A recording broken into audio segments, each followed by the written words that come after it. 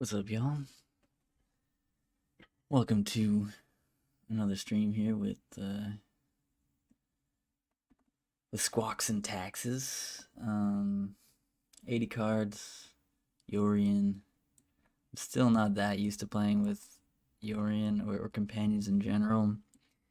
So I've been messing up sometimes and forgetting to put it in my hand and stuff like that. But we still got 2 4-1s last time.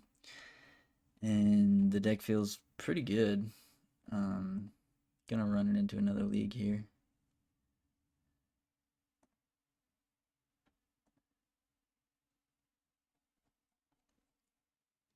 Where is it? Yorion Squad Taxes.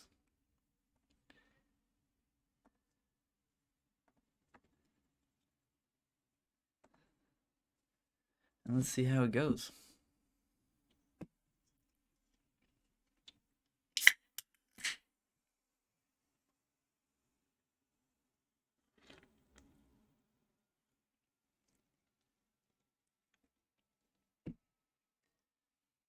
We got 2 pretty sick Force of Virtue blowouts last stream. Hoping for at least one more to add to the tally.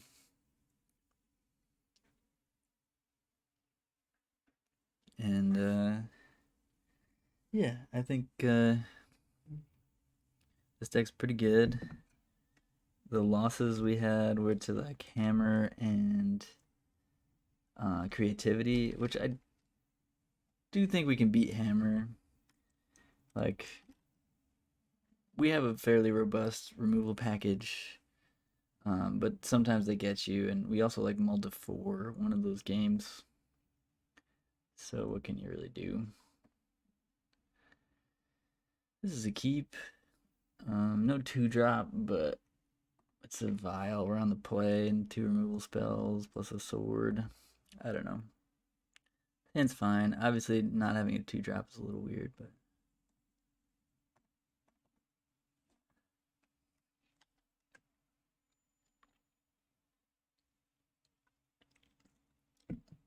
Tron. Okay, this hand's not very good against Tron. That's bad.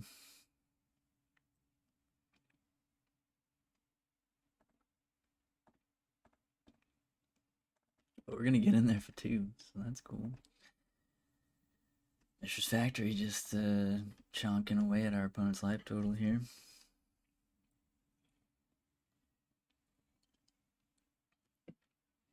Yeah, this hand does not have much for Tron.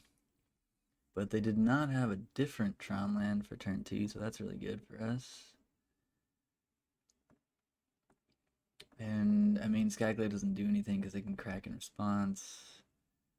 Wisp isn't great to play here, so I think I just play Sword of Fire and Ice, honestly.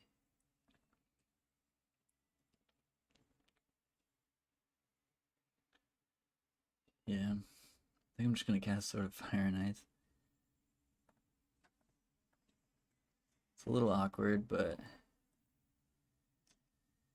kind of where we're at.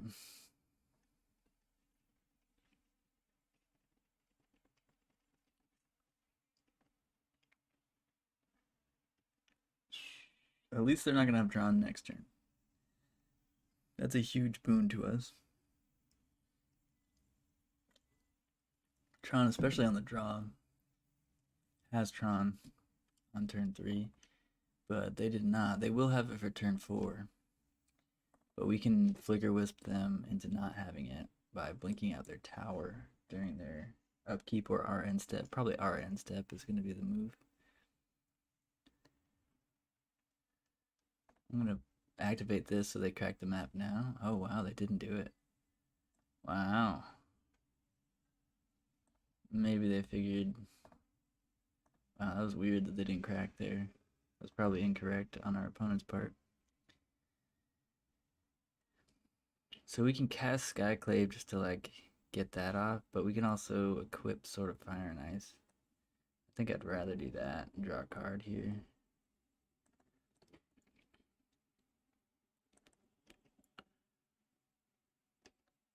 Deal 5, it's pretty strong.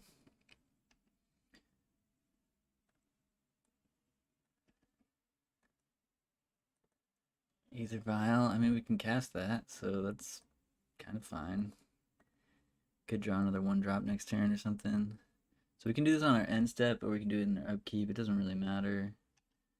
I guess we just let them crack this first. They're probably gonna get a power plant. Yeah. I guess I'll do it. Oh shit. No, I didn't. Oh, god damn it. I didn't set the stop in time. That's crazy huge. Okay, well, I guess we'll let that resolve now. I wanted to stop in their draw step, I didn't have a stop set. That's a pretty big punt.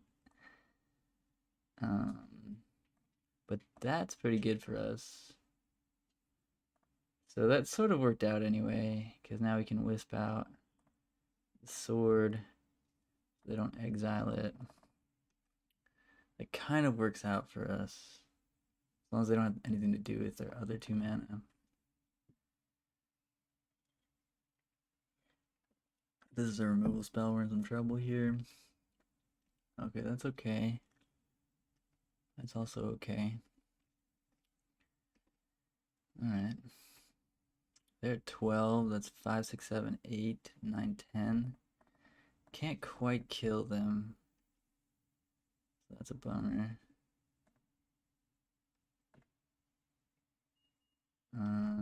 Definitely ticking up the one on 0. The one on 3, I'm tempted to tick up as well. Because we can just cast Skyclave. Also, Skyclave doesn't do a whole lot. It can stop them from drawing a card, I guess.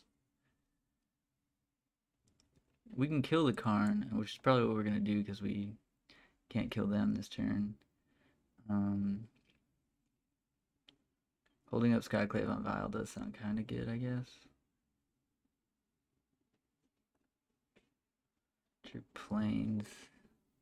That's good because now we can equip Sword. And also attack with Factory.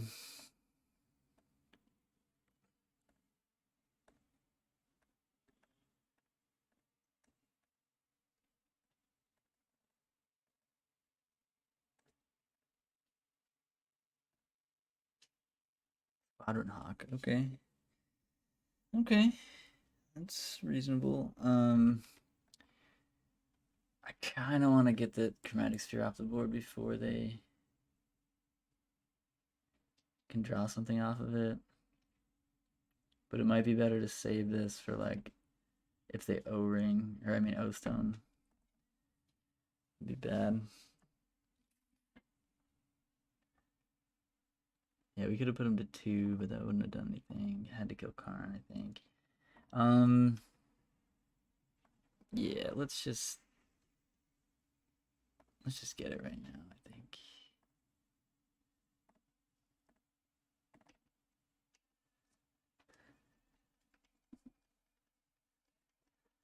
Not sure if we're supposed to save that, but they're at 5. It's not. I mean, it's 5 with the Sword of Fire and Ice, I guess. But Sword of Fire and Ice would be dead if they had O-stone, so. Also, we couldn't have put in Skyclave with the Vial through O-stone, so that doesn't matter anyway. And why would they O-stone on their own turn? All these things make sense.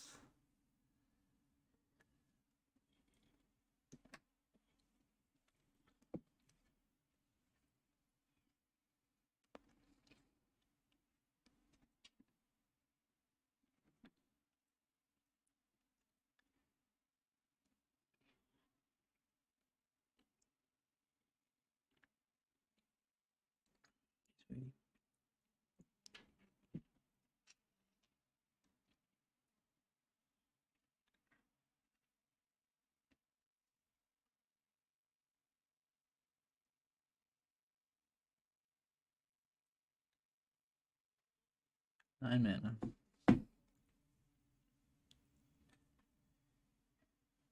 What is this? Walking Ballista? Ugin. Oh god.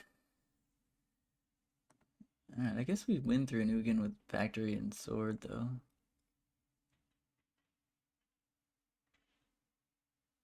Oh, but they'll have a blocker. But we can Solitude the blocker and still kill them, I guess.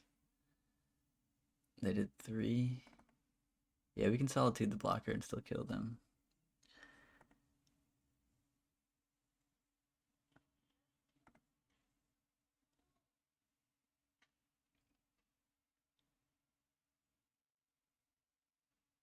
Unless they have something else to do here, which they might. No, they're just gonna scoop. Oh, it's a blue. It's a blue illusion too.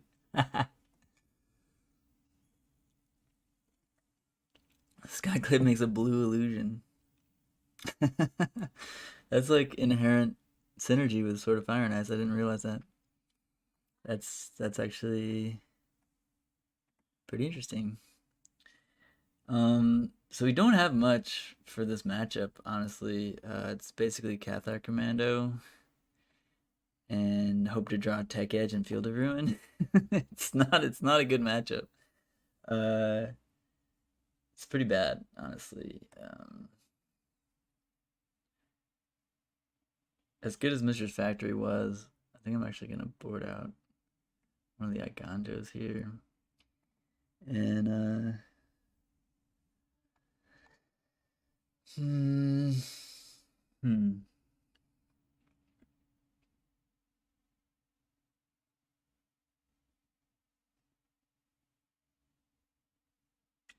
Batterskull's kind of whatever. It's not something we're really excited about. We do need to kill them quickly. Spirited Companion also kind of whatever. I mean, it draws us into more cards, but actually, well, I guess anything that draws us cards could get us to our Field of Ruins and our Tech Edges. That's kind of a big deal.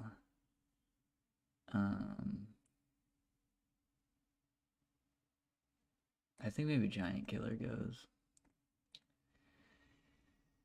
in favor of Cathar Commando. Giant Killer's not that bad, but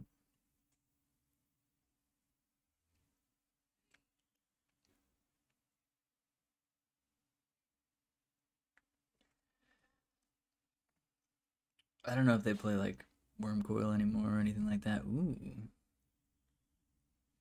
Gemstone Caverns coming in. This is the first time I've gotten to use Gemstone Caverns with this deck. Actually. It's not a very good hand, but the fact that we get to start up on land seems pretty good. Oof, terrible draw. Terrible, terrible draw.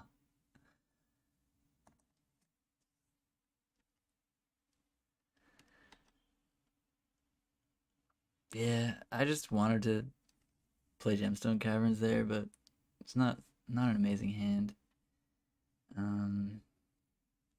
Yeah, so they're gonna have 7 mana next turn.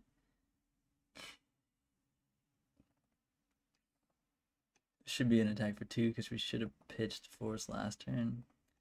I don't think it's gonna matter to have not pitched it and like try to get them here. So I think I was supposed to pitch it. Guess I'll grab a Giver because that's all we got. This is a matchup where I might want to grab Walking Ballista if that was in our 75. Crack that. And now I have to figure out if I want to sack Ranger-Captain or not. In their draw step. We can. How many creatures do they play? I guess let's check that.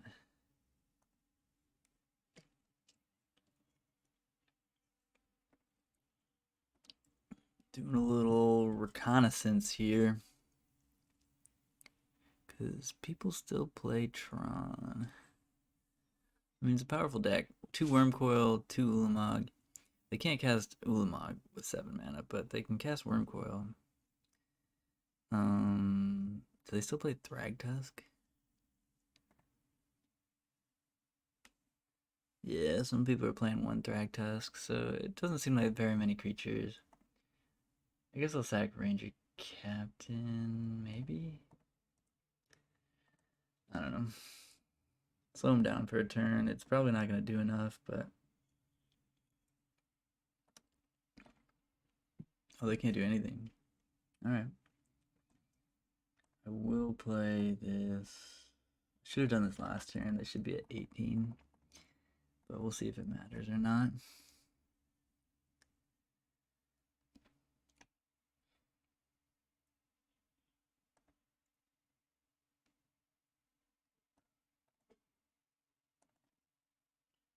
Squad Hawk. Squad Hawk's kind of good. It's not really doing enough for us. Because I could just Ugin next turn. But we're still going to cast it. It's a pretty strong turn 3. Against most decks, we would be ahead here. But against an opponent who has 7 mana and potentially 10 mana next turn, I'd say we're solidly in second place in this game. Yeah, same as the 4-1, the double 4-1 list. It felt good. What's up, Wiretap? Oh, they have 10 mana. But they're just going to get liberated over here. They're going for the Force of Virtue. That makes sense. So we could kill the Karn. O-Stone. That gives us a chance to eat the O-Stone with a Skyclave or a Cathar Commando. We don't have either of those in our hand, but let's see what we get. It's a Spirited Companion. I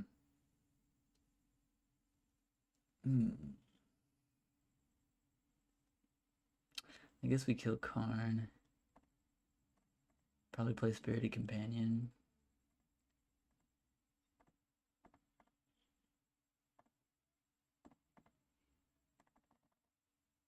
But they still have infinite mana next turn. But they'll only just kill 3 1-power things.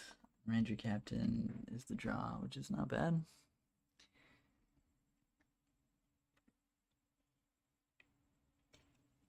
Wow, 13 mana. Okay. Karn the GC.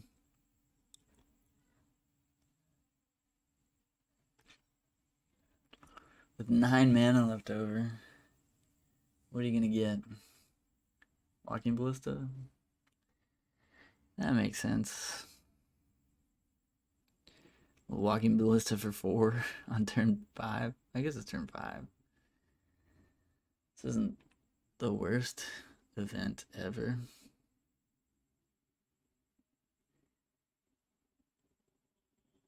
So we could have pitched Giver of Runes to one of the Force of Virtues and had another one here. And obviously that would have been better. So I think that was where we messed up this game. Ooh. Skyclave's good. So we can get the O-Stone or the Karn. This is a problem. We can't really let them untap with this. So I guess we have to actually target the Walking Ballista and then they'll kill our board. So I'm just going to concede. I don't think we can win from there. So the Gemstone Caverns were sweet. But they're pretty bad now.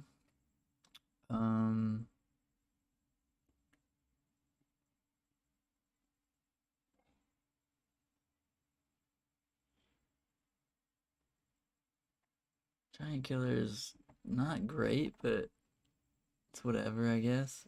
Maybe it's better as Batterskull. Or we could just play the Gemstone Caverns as like a colorless land. That might be better.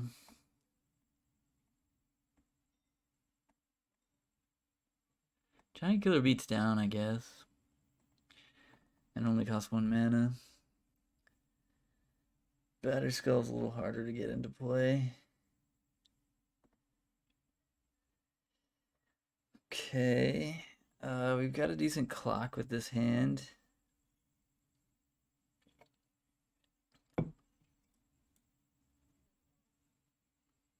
Kaldra Compleat can come down and just get business going. but it doesn't interact with what they're doing at all. So, not great on that level. We have 6 land destruction lands, 3 Thalias, 4 Flickerwisps, and 4 Skyclave Apparitions that do actually interact with what they're doing, and 2 Cathar Commandos. So I think that's enough reason to mulligan this and look for something a little bit better. This hand does interact with what they're doing a bit more, but doesn't have an Aether Vial to actually do it at instant speed. And Skyclave's a little too mopey as like a beatdown creature, so I'm going to go to 5. There's a Field of Ruin, and an Emeria's Call, and a Thalia, so this is much better. We're going to keep this one, bottom Kaldra, and probably one of these Emeria's Calls.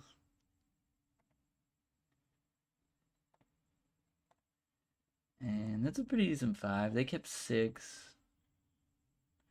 Okay.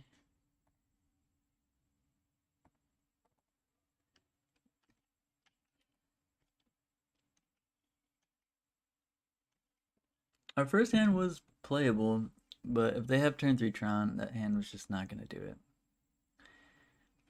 And we can't bank on them not having it, because I think, like, anytime they only mull to 6, like, they're probably going to have turn 3 Tron. Not guaranteed, but it's pretty likely.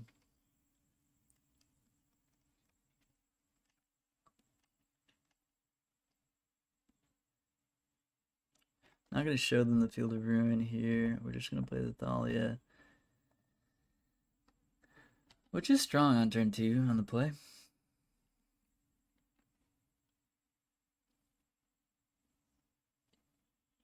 Just Thalia being our clock is not strong enough, I don't think, but... So here they have Power Plant Tower, and they kept 6, so it's pretty likely that they have the mine in hand. And in that case, we kind of are incentivized to Field of Ruin on their draw step. And so we're going to do it.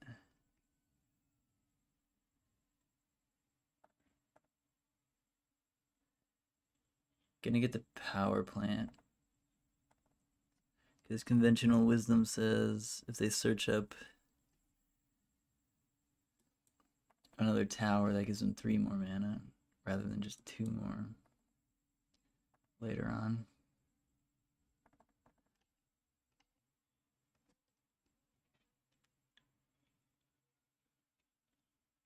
But Power Plant was the first one that they played, so in that case, it could be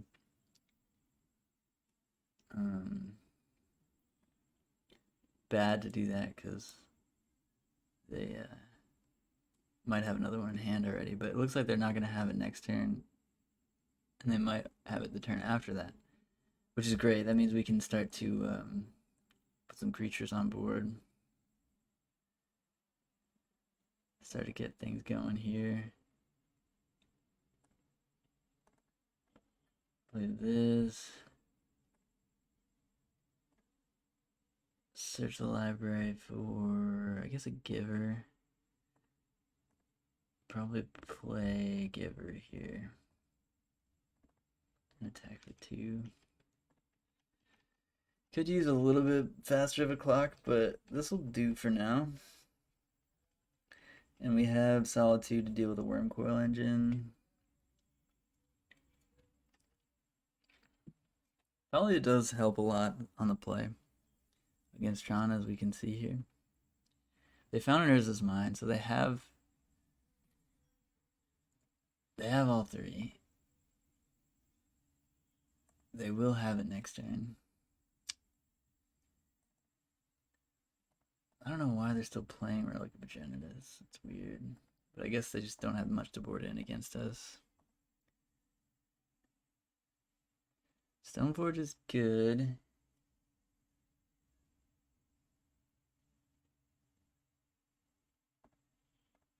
If they have Ugin next turn, we're in trouble.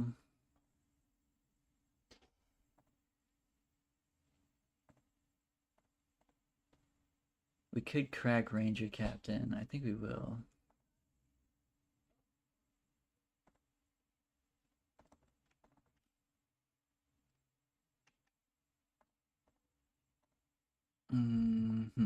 Should we leave Giver back? I mean, leaving Giver back doesn't do a ton. This gets in for 6, so they're at 10. Then we have 2, 3, 4, 5, 6. Yeah, we have enough. We have lethal next turn. So we have lethal regardless whether we attack with the Giver this turn or not. But we do have to attack with it next turn, I think. No, we don't. Okay, yeah, so let's just attack like this. His Kaldra is 5, 6, 7, 8, 9, 10, 11. Oh, yeah, we do have to attack with Giver next turn. I don't know. I don't know if this is right or not, but I'm gonna sack Ranger-Captain on their draw step.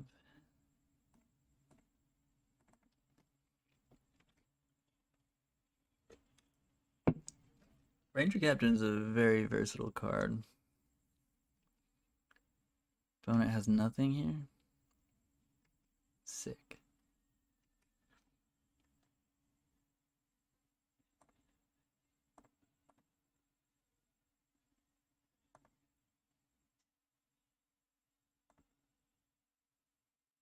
And we'll fire at the factory. We have Giver to protect something, so they need 2 removal spells. Do they have it? Because we have exactly... Oh, we have to attack with Giver. Oh, right. Damn. Oh, no. They definitely have something. Oh, maybe not. They're just cracking to draw a card. Hey, let's go. Exactly 11. Woo. Sometimes one Field of Ruin will get the job done. And we saw it right there, it did. Sure did. Sometimes one Field of Ruin will do the job.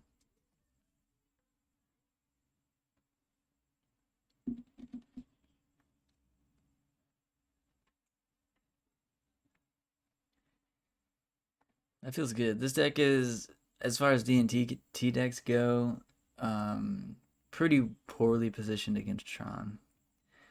That is a matchup that you're kind of losing a lot of percentage points on by playing this version of Death and Taxes. No Leonin Arbiter, no even Mind Sensor in the 95. Only 2 Field of Ruin and 4 Tech Edge in an 80 card deck. It's just not that likely that you can actually slow them down that much with this build. So we had to mull to 5 in game 3 looking for some way to slow them down. We ended up with 2 pieces on 5 cards, which was great. We had a Thalia and a Field of Ruin, and we drew just enough pressure to kill them before they could take over the game. So that worked out really well.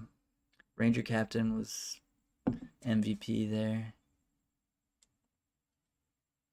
Drawing another creature and also stopping our opponent from doing any non-creature shenanigans on the turn that they found Tron. So, pretty big deal.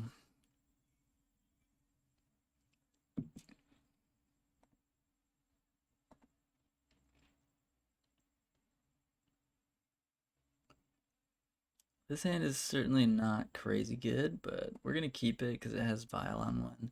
I keep most hands with Vial on turn 1, especially if they have an interaction spell.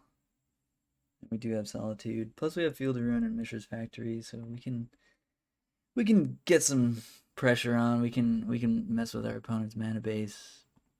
Even if we don't draw anything else.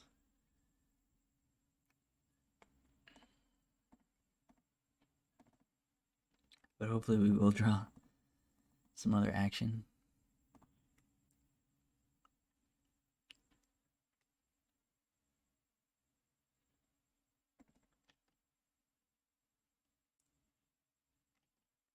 One's on 60 cards. Playing Consider. Probably Murktide. Bobble goes in the yard. Guessing this is Murktide. We're on the draw against Murktide. Aether Vial's a big one. But... And the fact that they didn't have Ragavan on turn 1 is also a big one. But, oh, just another island, huh? Ledger Shredder. Tempted to just Solitude that, but we can wait.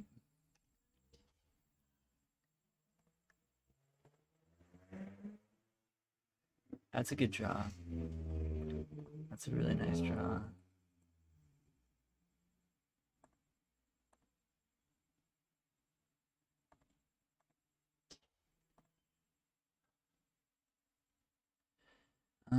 We could just get 2 of them for now. Since we're gonna have to discard if we put all 3 in hand right now, and I don't really want to cast a second spell. I want to like upkeep them or draw step. The downside to draw stepping them is they could draw the counterspell if they don't already have it. So I'm gonna upkeep them actually. Pitching a Squad Hawk. Because the Ledger Shredder is a problem at some point. It's not terrible right now, but I do want to be attacking. They are going to counter that. Damn. Alright. Fair enough. It's kind of free because the Squad Hawk was kind of free.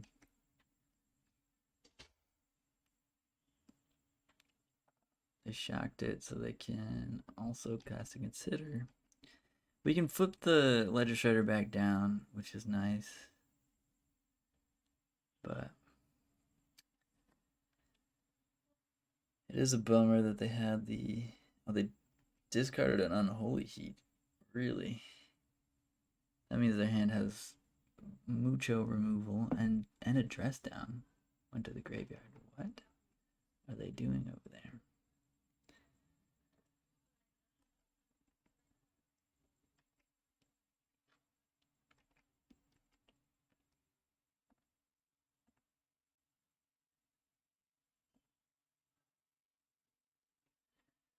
Not a great draw.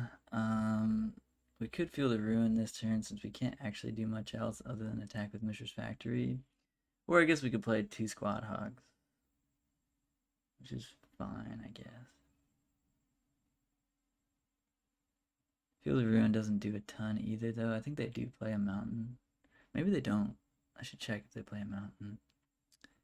If they don't play a mountain, I think we do Field of Ruin.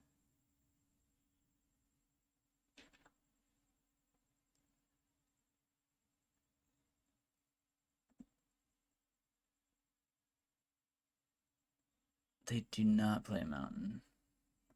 Alright.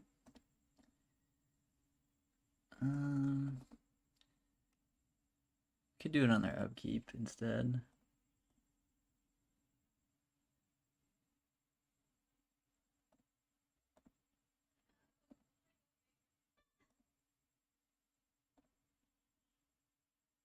No real reason to do this on our main phase here. Yeah, that was kind of wrong, but that's alright.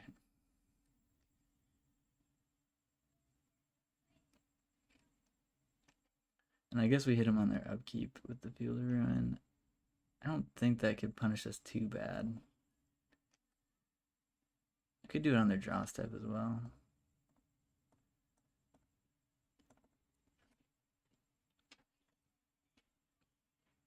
I just didn't want them to be able to cast like an Opt or a Consider on our end step there.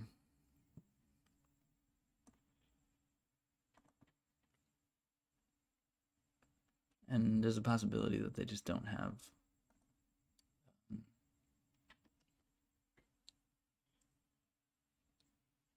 a red source. They're gonna Archmage to draw 2 cards. Oh, they're gonna take Vial. Alright. That's annoying, but they don't really have any 3-drops. I mean, they do have 2 drops in their deck.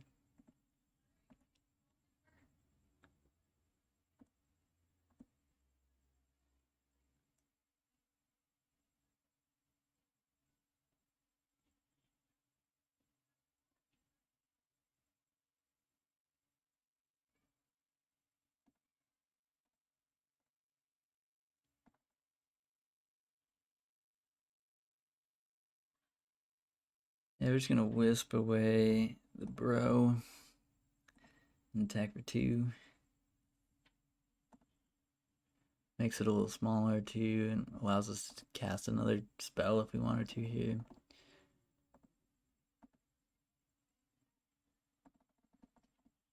I don't love that they took our Vial. That could be bad because they might just have like a handful of more Ledger Shredders. But if they Vial things in, then obviously that makes it a little worse for them. As far as like getting connive triggers.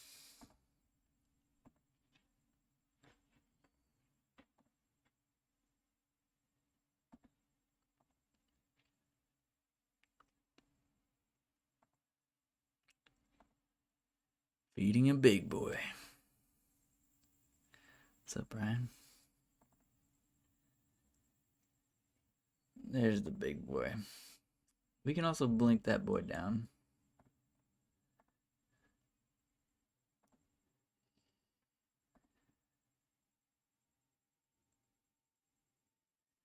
And shredder that one down.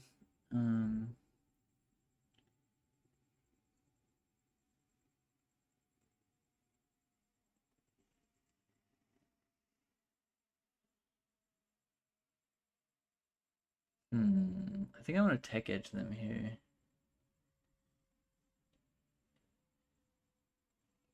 Hopefully they don't have a counterspell for this. That would be bad. Oh, that is bad. That is very bad. Damn. I was really hoping they didn't have that. We're in trouble now.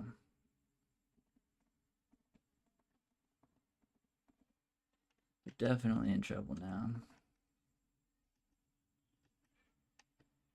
There's the big boy, and we didn't put the big boy back down. If they get that up to 7, that's crazy. They're just gonna leave it on 2. That makes sense. No red source for them. I mean, red source next turn. Attack for 8, huh? I think we chump it.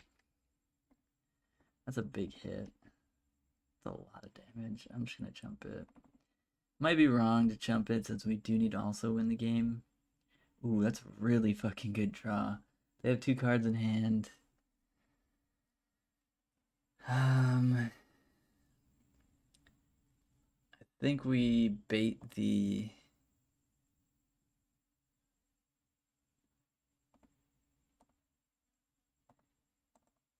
We bait the counterspell with this.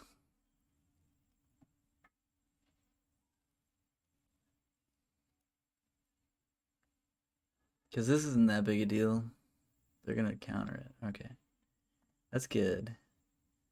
It's good that they did that. Oh, shit. I guess the connive. That's bad, actually. Shit. Oh, they had just a land. Or I guess they discarded a land. Not great that they have probably a non-land in hand, though. No more Squad Hawks to get. I guess I'm down to trade Flickerwisp now. I guess I'm down at this point. And they're not down, so that makes sense. That worked out, I guess, for us, because we do have Giant Killer. They have 1 card in hand, and they just use an Archmage's Charm to counter our Skyclave. So I think that they won't have a removal spell or a counter spell for this Giant Killer. Obviously, depending on what this bauble hits. I might respond to this trigger on my turn and kill that thing. Again, I'm not sure if I want to take 8 here, but I'm gonna take this 8 and go to 10 because I think we have enough time with them on 1 card. I mean 2 cards, I guess, with bauble. They didn't crack the bauble. Okay. Now they're cracking it. I'm gonna just chop this down right now.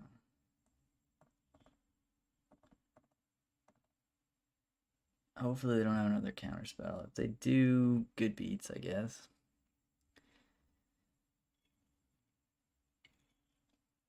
Odoar bouncing it. Okay. Alright, that's still pretty good. Still pretty good. I know we drew a land, so I guess we can just show them that. They're at 10.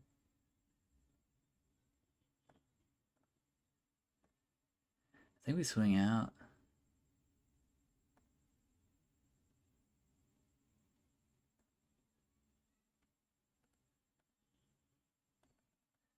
They're either going to block Factory or block one of the squawks, I think.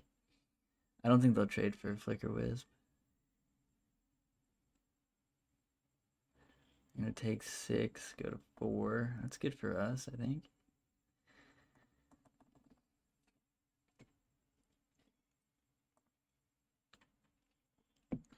This isn't the worst spot. They're about to draw 2 cards this turn. And they have a Murktide in hand. So we're not in a great spot, but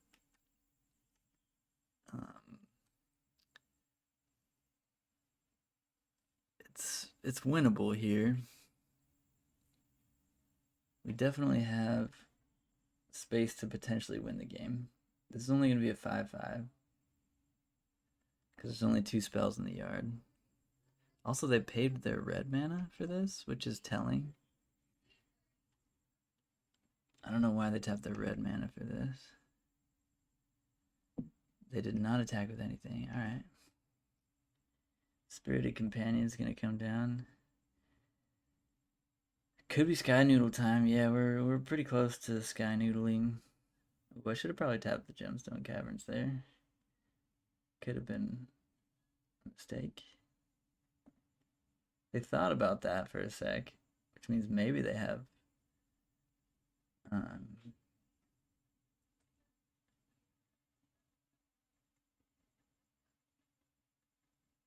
maybe they have a counterspell. Oh shit, connive. That's not good. Should have thought about that. I always forget about Ledger Shredder. Ledger Shredder is just a good card. Counter the Giver, okay. Makes sense, I guess. Giver kind of fucks them. And yeah, let's just bring this back. They're at 4. We can't deal 4. So they did have the counterspell, which is what I was thinking when they like contemplated for a second with the Spirited Companion. The fact that they discarded Polluted Delta means they probably drew that Polluted Delta, and their last card is some sort of gas. Maybe another counterspell. They've already used 3 counterspells and 2 Archmage's Charm, so they don't have that many counterspells left. But it could be their 4th. Iteration's bad for us. I don't like that.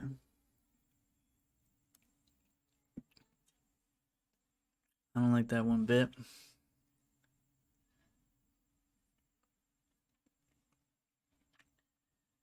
But I mean, we get to blink their Murktide if everything goes right here, making it a 3/3. And then on the following turn, we have pretty decent attacks with them at 4. So we potentially are ahead here. Just depends on how good this EI is. And what we draw next turn.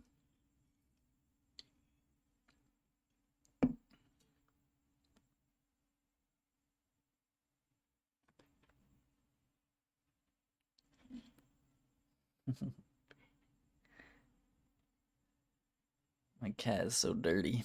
He was hanging out under the porch today. Got very dusty and dirty. Alright, so they got Flooded Strand and another Murktide. Oof. Another 5/5 Murktide. That's not good.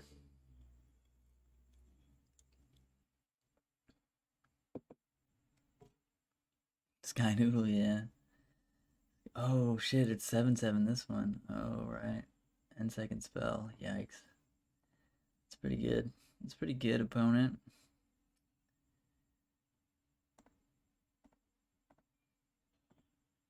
Pretty good. Cracking this puts them to 3, so cracking that might not even be correct. They can't attack, I don't think. Yeah, they can't attack. I mean, they're not technically dead if they attack there, but that's a pretty good draw. That could get them. So here we get to blink Spirited Companion. Squad Hawk we don't have anymore, so just Spirited Companion and Flickerwisp. Flickerwisp is going to blink the 7/7, put it back down to a 3/3. And they won't be able to attack with it next turn, so that's kind of good.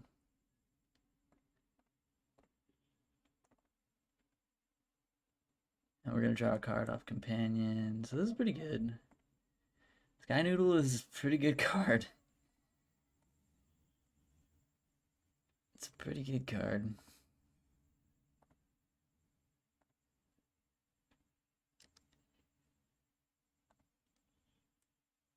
Yeah, it's a noodle. But yeah, I think Emrakul is also called Sky Noodles. So it is kind of an interesting one to parse out. Let's blink this bro. Draw a card. Plainses. Crack, go to 3, really? Need double red for something? Or they just want to like thin out their deck?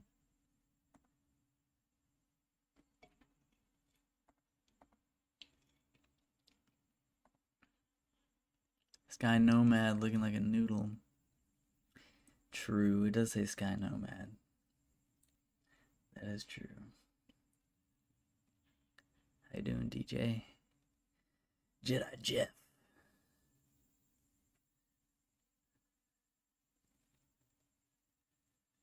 In West Philadelphia, born and raised out on the playground. I used to have a... Actually, I didn't have it. My friend had a Fresh Prince of Bel-Air.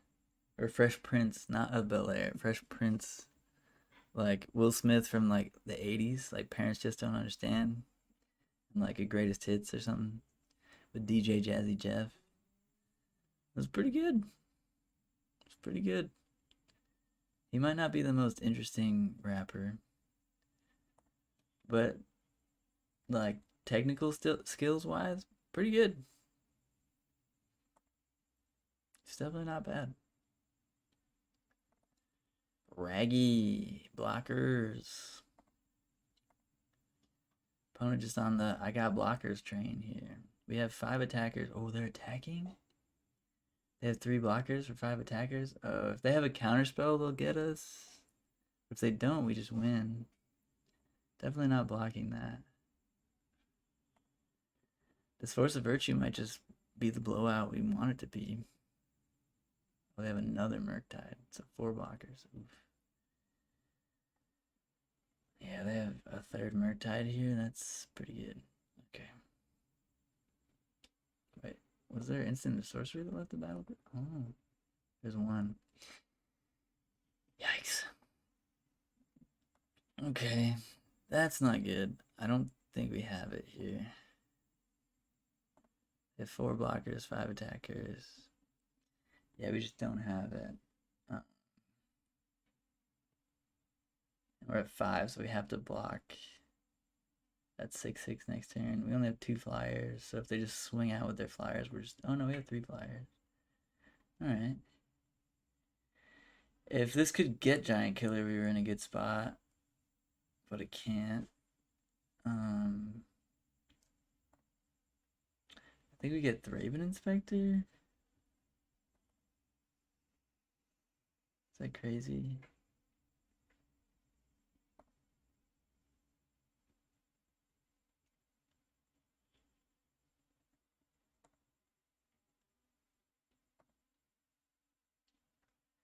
Giver's also really good. Obviously, just giving one of our flyers pro blue next turn, we just win. In case they just don't attack. But this way we only need to like keep one 3-power thing, well, one Flickerwisp alive. Yeah, I guess Giver's probably better. Oh no, I just cast another spell into the Shredder. Damn it. Stop shredding, Shredder.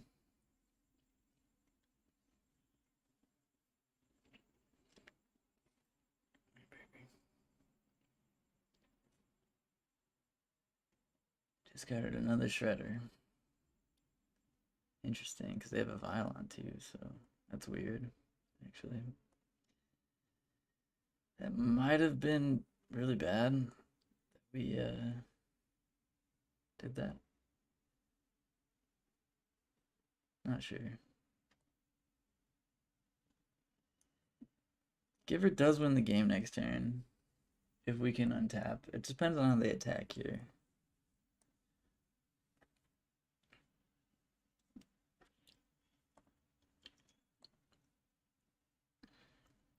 Yeah, this is smart.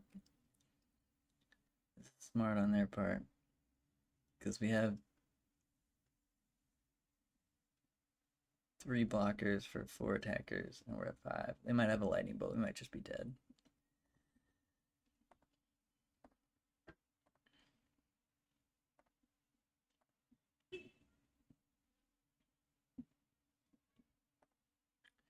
I think these are the blocks that make sense. But it seems like they have a lightning bolt, so I think we're just dead here.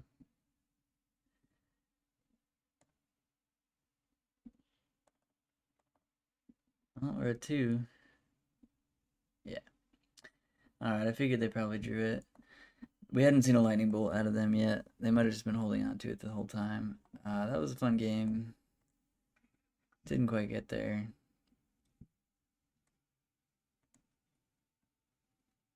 They do bring in Blood Moon, unfortunately. Actually, Blood Moon's not that bad against this build, though, I guess. So maybe Cathar Commando's not worth it. We're on the play, so Gemstone Caverns pretty bad. I like all the 1-drops. I like the Thalias. I like the Stoneforges. I like the Skyclaves. I like the Flickerwisps. Huh, what do we cut here?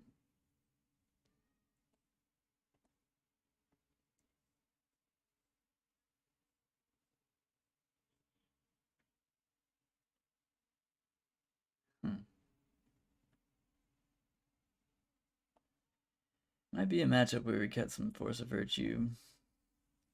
It's not really going to blow them out much of the time in this matchup. So I think I like that.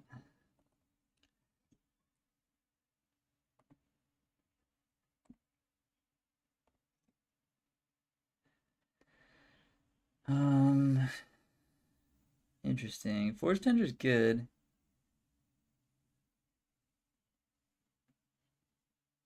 And Rest in Peace is good, so I'm going to keep it. I'm just going to keep it.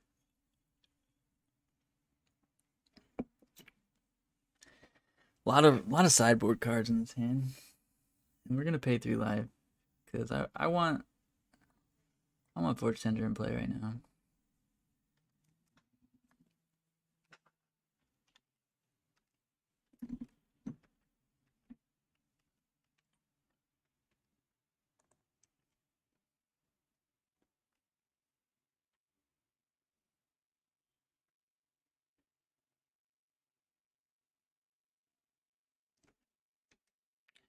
Quite a game 1. It's kind of a fun matchup, honestly. This build is definitely like built to be good against Murktide in that like we have a lot of removal and a lot of card advantage. Like we can keep up with how many cards they draw and how much filtering they have, etc., etc. They know we drew Squadron Hawk. They could have the Spell Pierce for this rip, and that would be a blowout for sure. I think I want to play the Rip next turn, though. Anyway. Yeah, I think I just want to play Rip next turn, so I'm going to play the Squad Hawk. To play around Spell Pierce, but also because I want to play Rip next turn and get a beatdown going here with these Squad Hawks and pitching one to Force of Virtue.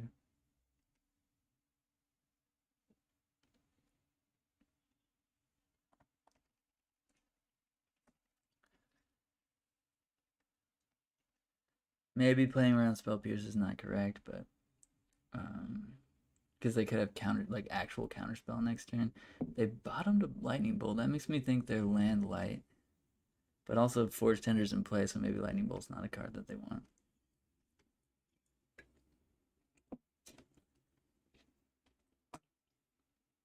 They played that tapped. They could still have Spell Pierce.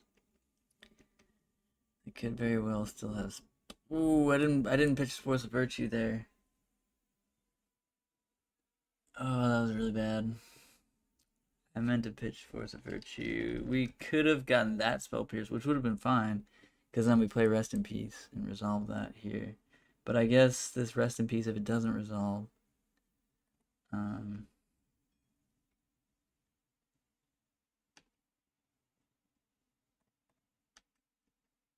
means that the Force of Virtue probably will. Not sure. Don't pierce me. Don't pierce me. Hey, let's go. They do play Otawara and potentially some amount of Brazen Borrower. So they're not just cold to Rest in Peace as far as like being able to cast Murktide for less than 7 mana, but it does deal with like 4 of their threats. And if they're playing Death or Darcy, it's very good against Darcy as well. It didn't seem like our opponent was playing Darcy based on game 1 being pretty long and them never playing one, but or like milling one into the graveyard. It's possible that they're playing like 2 or 3 though.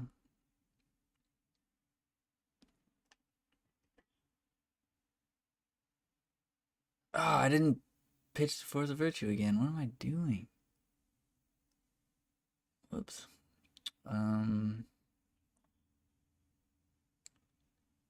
Not sure what that was about. Gonna go ahead and kill their land right now.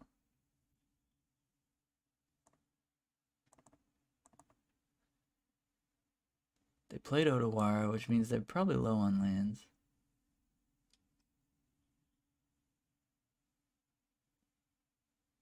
They're gonna make a red mana, sure. Really should have cast Force of Virtue both of the last 2 turns. Pretty big punts, honestly.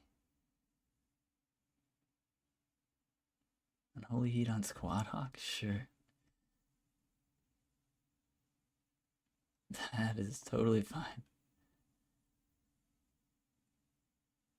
Wow, they didn't even get a basic. Wait, or they did. They had 3 lands, yeah. It's turn 4. It's turn 4. Let's play another Squad Hawk. Choose not to search. Yeah, they don't run Basic Mountain. I just looked that up. None of the lists run Basic Mountain. They could have stole Forge-Tender, but we could just sack it and stuff.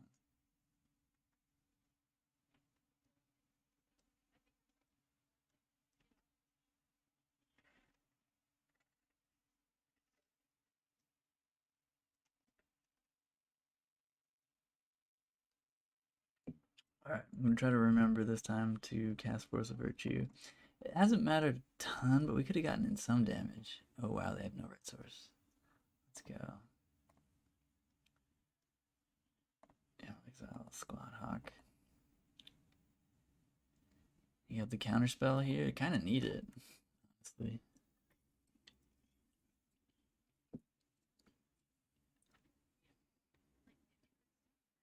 They have 7 cards in hand. Yeah, probably counterspell. Alright, well, we ate their counterspell at least.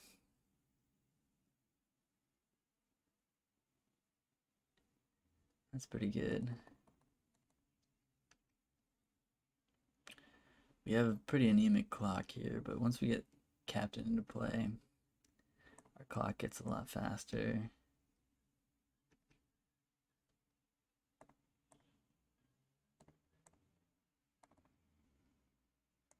And I suppose we can grab Giant Killer just to have, well, Giant Killer doesn't do much since Murktide's not going to be in play. So we could grab, I guess, Giver. Yeah, I guess just Giver is fine. The Raven is fine too. I think either of those are pretty good. We just want more stuff, but Giver also gives us the option to like protect our stuff. Even though we already have 2 Forge-Tenders.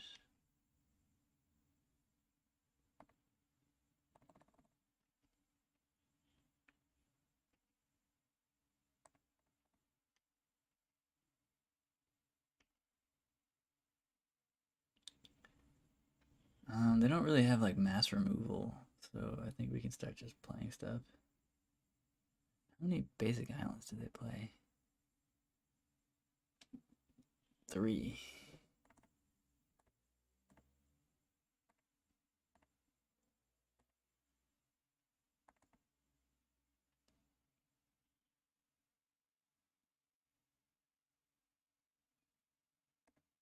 I think they can't get a land here. Yeah. We could play Squad Hawk, but we could just pass the turn. Yeah, I think I'll just pass the turn. Dress down. Sure, that's just to draw a card.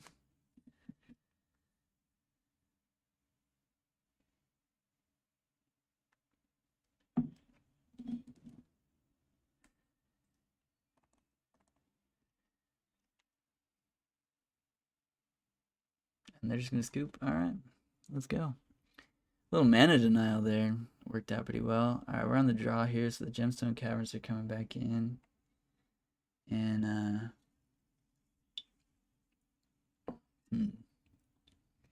I mean, the Tech Edge and Field of Ruins were pretty good there. I don't know how often Field of Ruins actually going to be that good. Especially on the draw, but it's pretty good.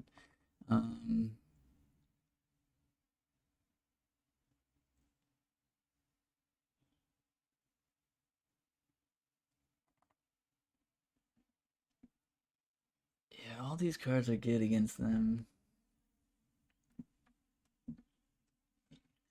And I think Spirited Companion and Force of Virtue are our weakest cards in the matchup, even though they're fine.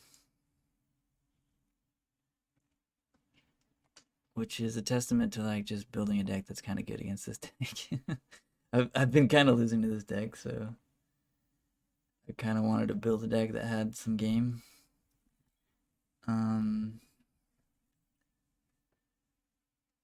This hand is okay, but only 1 white source. I'm gonna mulligan. This one's much better. And tempted to bottom the Lion Sash, but Lion Sash is pretty good, honestly. So it's probably one of the 1-drops. And I think it's gonna be Giver. Because Forge-Tender is just a little more versatile in this matchup. They really just can't remove Forge-Tender once it's in play.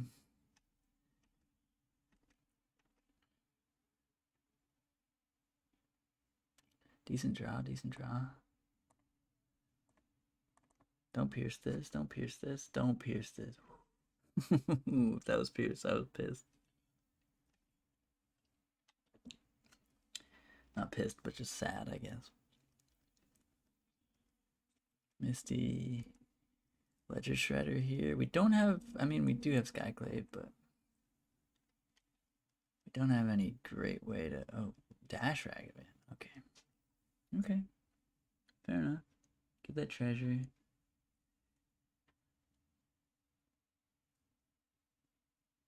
Exile Plains. Could have used that Plains.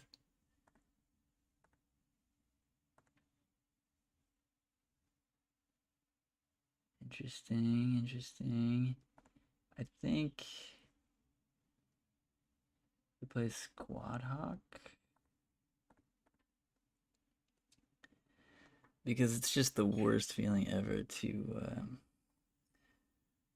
draw a second Squad Hawk when you have one in hand, and they can't counter this right now. So that's kind of a big deal to draw 3. And be able to keep up with their card advantage, just get it online right away.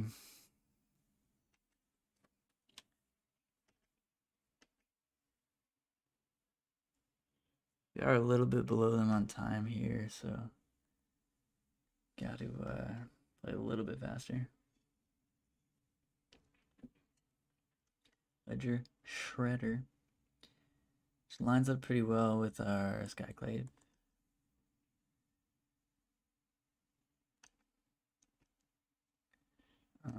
I think we have to put Forge-Tender into play rather than Giver here.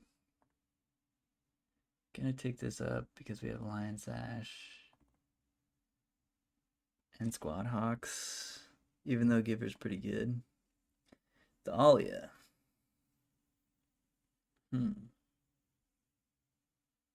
Thalia is legit.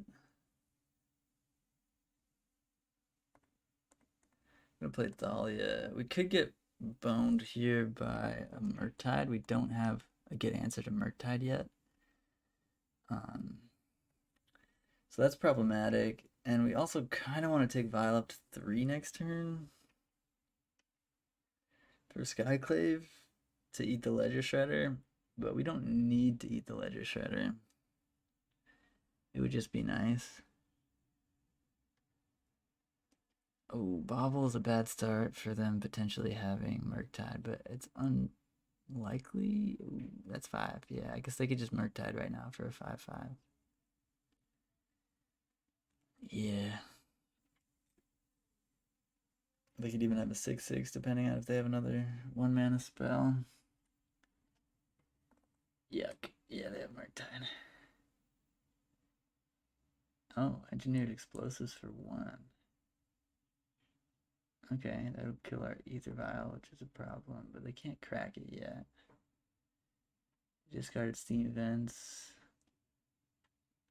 We can also Skyclave that before they can get anything, so that's pretty good.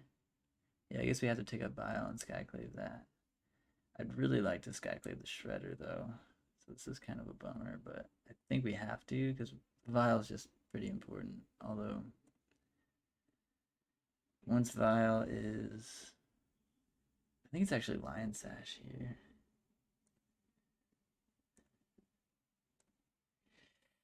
So once Vial's on 3, it has to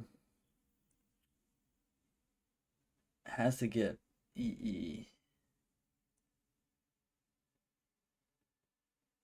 And then we can still attack with Lion Sash, so that's pretty good. Yeah, I guess this is fine. Drew Path. Path is a good draw. It's a very good draw.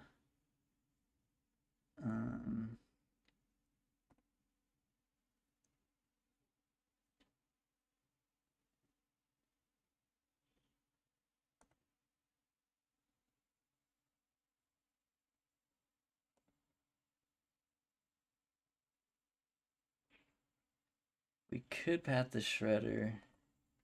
They don't have any more basics, actually. That way we can get in. So Synth Knight, it's pretty good. I've gone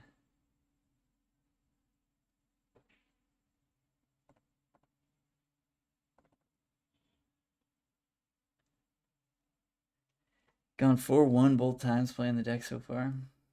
And we're 1-0 in this league and doing pretty good in game 3 here.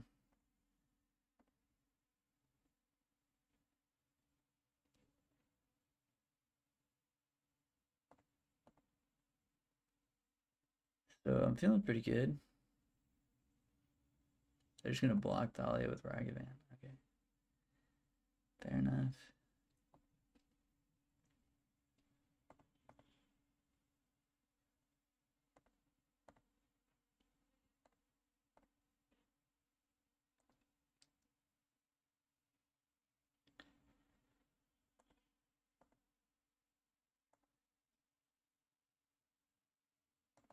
Yeah, I do think it's pretty strong. I mean, we just beat Tron, which on paper, Tron is definitely like one of our worst matchups. So you have tools to beat everything, and a lot of value. Obviously, Squad Hawk has a lot of value. But we're also playing Ranger-Captain, Stoneforge Mystic, uh, Spirited Companion. Has with 2 colors. Oh, that's actually way worse. Oh no, they can crack it right now. It's gonna kill our Lion Sash and our Thalia. Ouch. And our Squad Hawk. Yeah, that's a lot of stuff. Fair enough, fair enough. Opponent. That's pretty good.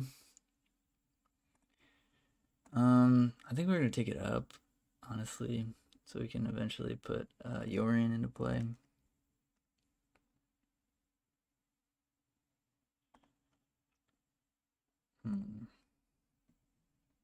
Having Giver in play seems maybe better than Squad Hawk. It's about the same. Just have our mana more efficiently.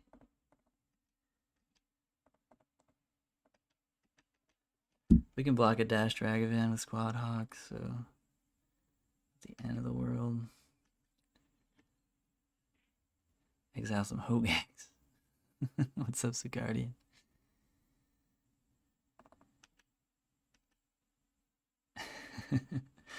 Definitely exiled a bunch of Hogax back in the day, for sure.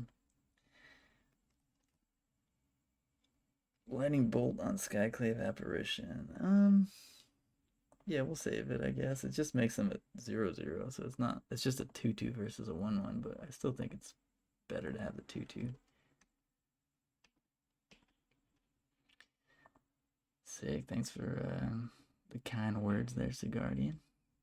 Appreciate you.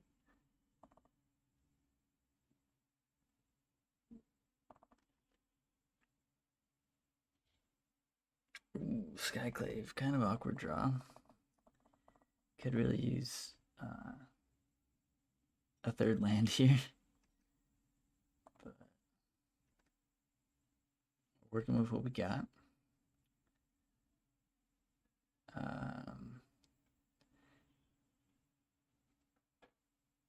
This time I do think I want Giver in play. So that's like a Lightning Rod. They have to kill the Giver.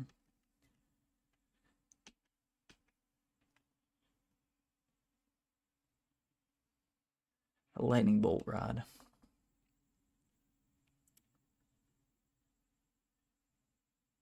Unholy Heat on Skyclave. Okay, you get a 0/0 back. So that's kind of weird. Gas, gas, gas, gas, gas, gas, gas.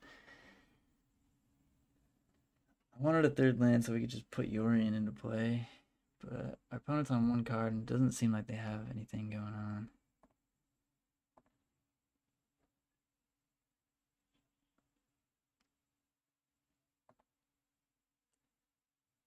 Giant Killer. Not exactly what we wanted. Yikes. I was really hoping to put them out of the game here, but I'm just going to attack with Giver. Oh. I mean, the Giant Killer's good, because now we have an out to Murktide.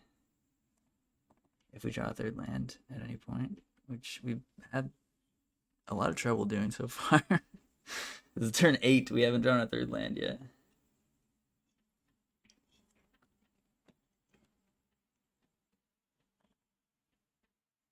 We kept a 2-lander. There's a Murky. There's a 5/5.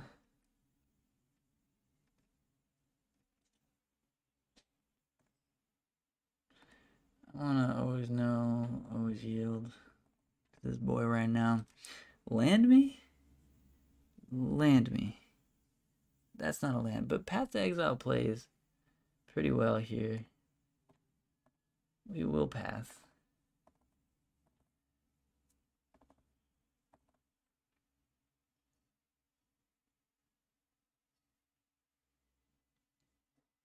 Paths and rest in peace.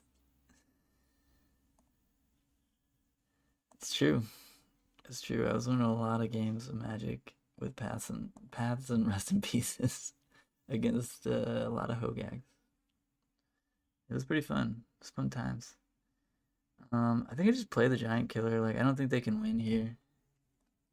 They need, like, Anger of the Gods, and I don't think they play that in their 75. The Giant Killer's hungry. Yeah, let's take that win against Blue-Red Murktide. We'll take those all day. Take those all day. I'm gonna use the bathroom real quick.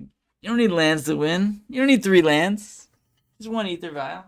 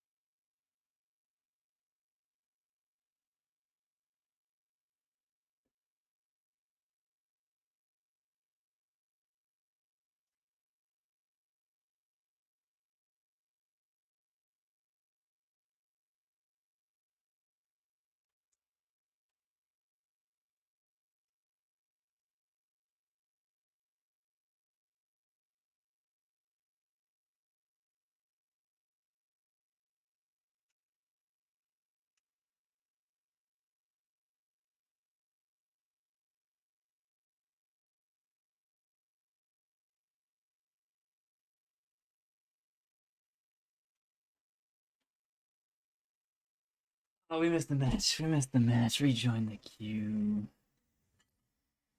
Main deck, rest in peace. Wait, did I have main deck? Yeah, I think I did. I think I did play main deck, rest in peace. It was not a healthy format. It was not a healthy format at all. I top 32 GP Vegas. The last GP with Hogak as like a deck before they banned Hogak. And I played Stompy with like 4 rest in peace on the board. Played Thalia Stompy, so it's like taxes but with Simian Spirit Guides. And Chalice of the Void, and it was strong. Strong deck.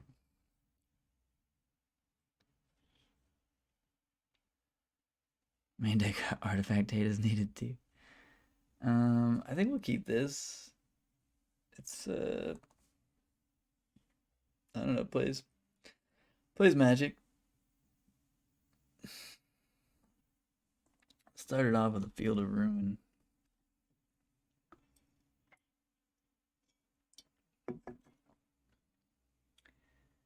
Bloodstained Mire, so I'm thinking potentially Death Shadow here. Thoughtseize. Raggy, yeah, I think this is Death Shadow.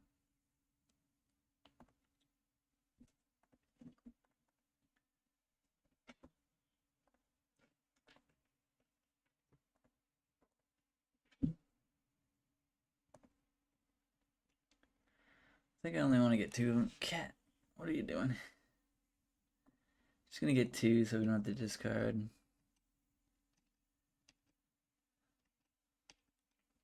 Hopefully they play Wrenn in 6 and try to kill this. And we Force of Virtue them. That'd be a big deal. But no, their Grixis Death Shadow. Oh, jeez. My cat is chill, dude. Chill, dude. Yeah, that's better. Unholy Heat on my Squad Hawk. Yeah, Force of Virtue doesn't do much against that, so I guess we'll leave that.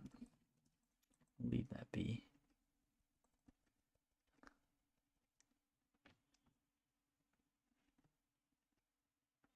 The next turn we could Skyclave the Ragavan, which is probably what we're gonna do. They hit Emeria, which is fine. They're not gonna play our 7-drop here. Batterskull is not the best draw ever. Eiganjo's pretty good at killing Dragon Rage, so I think we just... Ooh, not green, not green. We just leave the Skyclave, get the Raggy. Pass the tourney.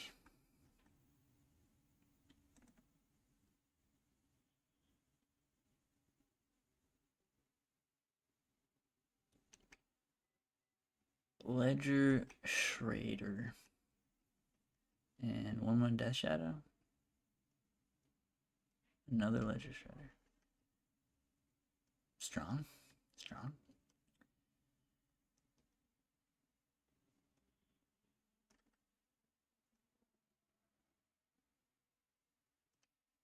Oh, that's 4 card types. That's not ideal.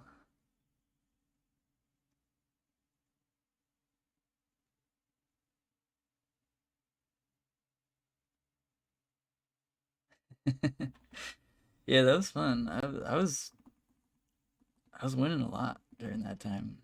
A lot of people were like, "What are you doing playing like fair cards when everyone else is playing Hogak?" And I was like, "I'm 28-2 in the past 5 leagues or 6 leagues or whatever." I was like, I got 3 trophies in my past 6 leagues and I'm good. Like I know how to beat that deck. It was fun. That was a fun time. I was like, let them play their Hogak. Let them gack if they want to gack.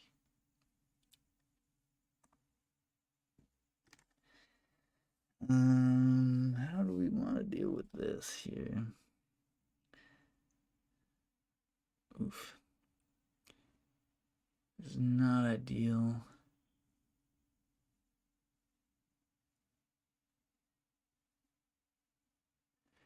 We either want to Field of Ruin their steam vents, or hold up Eiganjo here.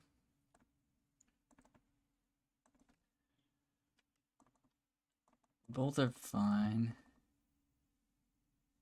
I guess we'll attack. They're 12. They're gonna go to 9. Alright. I think we just hold up Eiganjo rather than play Squad Hawk here. Yeah, Conti.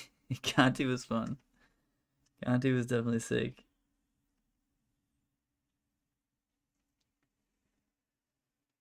Yeah, this is iteration. I do kind of wish we Field of Ruin them, but they probably play a basic island anyway, so I don't know if that would have changed anything. Does Death Shadow play a basic island? I think they do. If I was Death Shadow, I would.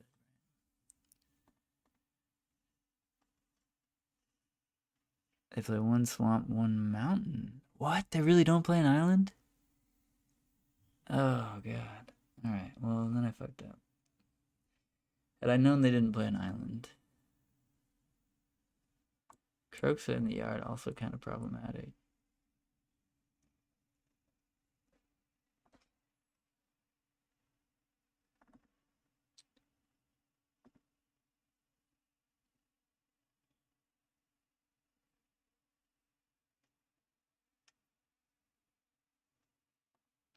Another Ledger Shredder, a bunch of connives.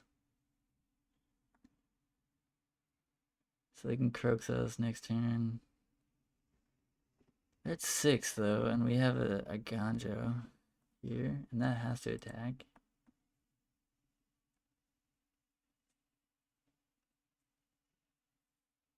I want to use this just because we have it. So I did, but not feeling the best about it.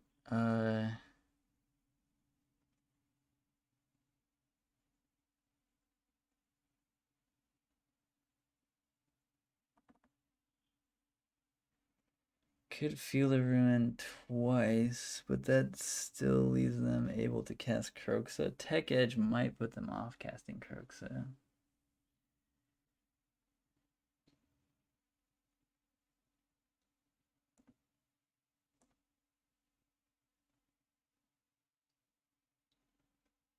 Took some months off the stream.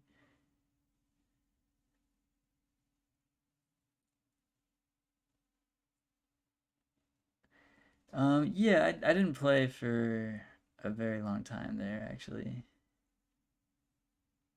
I guess we go for Watery Grave.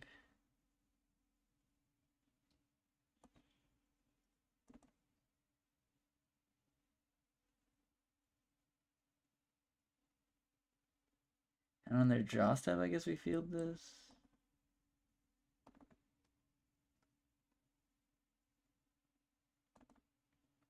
Maybe on their upkeep. Yeah, maybe on their upkeep we field it.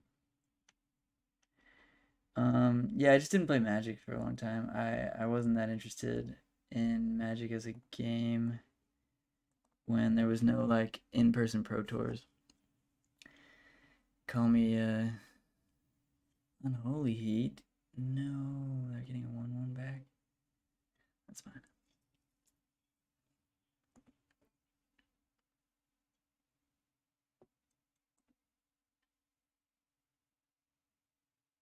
Hopefully their last card is not a land and they don't draw a land. Because Croxa is a problem here. Croxa is a big problem. Ooh, they could easily draw land. They have so many connives. Jeez. Alright, so it's really unlikely that they're not gonna play a Croxa right now. So I think we're gonna lose this game. But yeah, I just didn't play Magic. I wasn't that interested during quarantine, which is interesting, I think, because Magic only really became a better thing to try and do during quarantine. Kind of. Because I just had more time to do things like that, but strangely did the opposite thing and didn't play any Magic during quarantine or during like the 2 years between like March 2020 and now. Hardly played any Magic. I just wasn't interested in it because I couldn't like I was playing online so that I could play online some more, which felt just wrong to me. I don't know. X, this is gonna be a problem.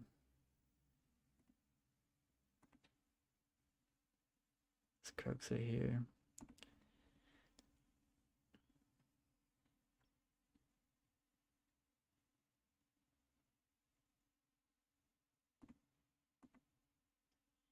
I like playing online for the purpose of like at some point not playing online. Um, like playing in person, and there was just no in-person Magic, which I don't think there should have been. I'm very glad that there wasn't, but yeah, it's a little too late. This Lion Sash, that's a bummer. Close game, but they got us. They got us there. So Forge-Tender is fine. That's good. We're on the play, so let's get rid of the Gemstone Caverns. Rip is also good against their Darcy's and their Croxas. Drannith does have Croxa, but it's not that good in the matchup. And I do want the card advantage. I don't love Thalia in this matchup. They do play a lot of creatures. I could cut a couple Thalias, even though Thalia is like supposed to be fine. I just don't think it's that good. I think Batterskull's fine. I think it's not really a Force of Virtue matchup either.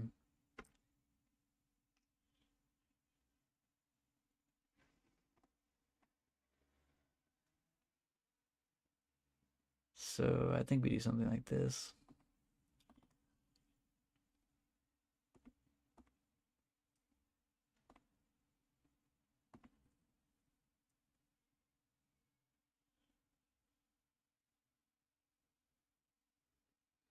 Give her into Companion, into Skyclave. Seems fine. Sand is, I mean, nothing crazy, but it seems fine.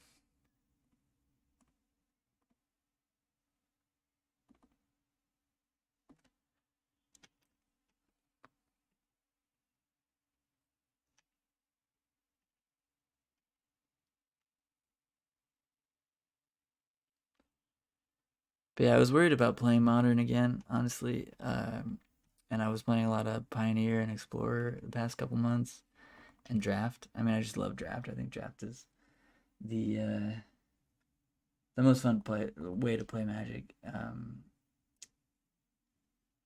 Just like the fact that there's this board game element to it during the draft, and then you end up using those cards to play a game of actual Magic or multiple matches of Magic is really interesting to me and really fun. Love it. But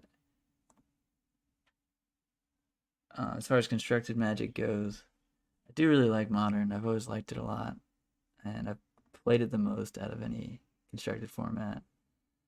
And I was just worried that 4-color was just too strong, and that it just didn't make sense to try and play like an 80-card deck or even just a 60-card D&T deck that has no chance against its like 4-color control deck that have just infinite. Yeah, no Magic during quarantine.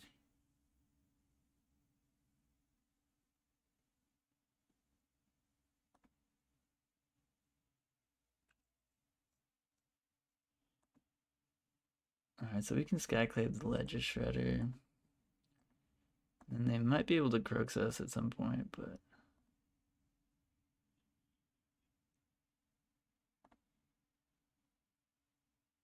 I mean, we could save Skyclave for Croxa, but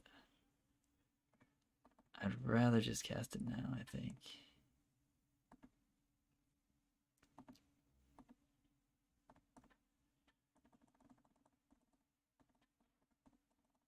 Attacking with Giver is maybe wrong there, because they might just kill the Skyclave, get a 2/2.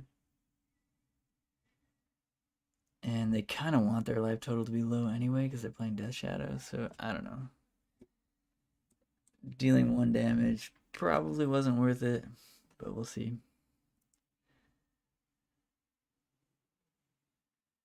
Another Ledger Shredder, sure. Death Shadow, Thoughtseize. Sure, I guess they probably take Batterskull.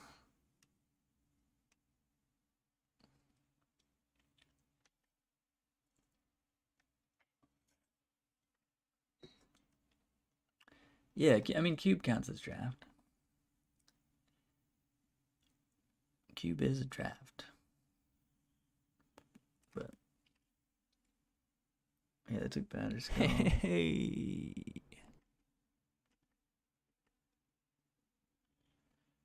Another Spirited Companion. We could just give this Pro Blue, get him for 2. I don't hate that.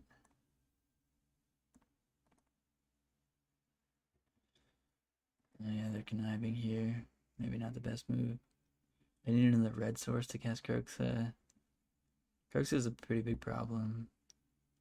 And they just discarded a red source, so I think they probably have it. Yikes.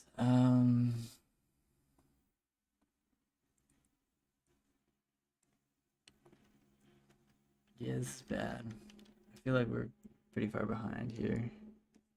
But we do have a lot of creatures in play, and they're at 9, so we might be able to squeak it out.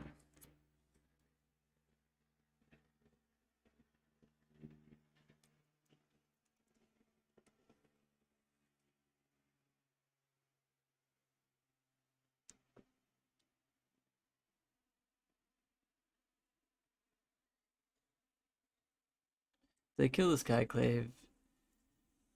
It's kind of rough since it's our biggest creature, and I think they're just going to cast Croxa here, though. That's maybe the best case scenario for us.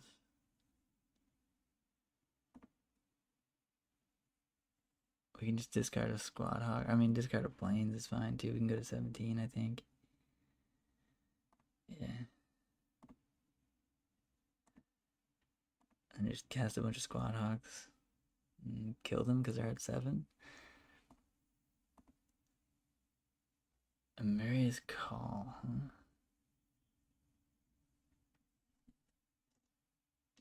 We're at 5 mana.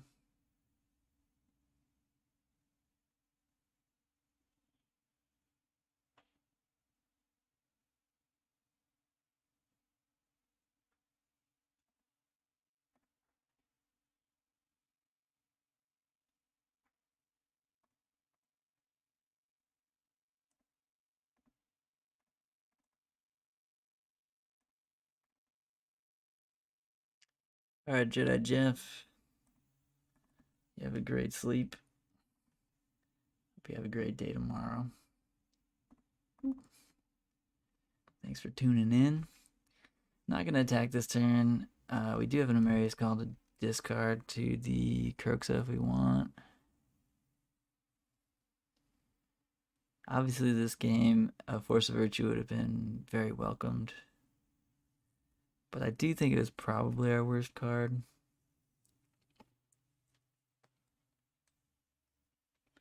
And going wide against a deck that tries to bring their life total down on purpose is usually pretty good.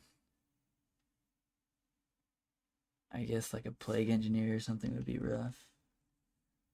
But they don't really run many sweepers. It's mostly 1-for-1 stuff. I don't even think they can attack with the Kroxa here.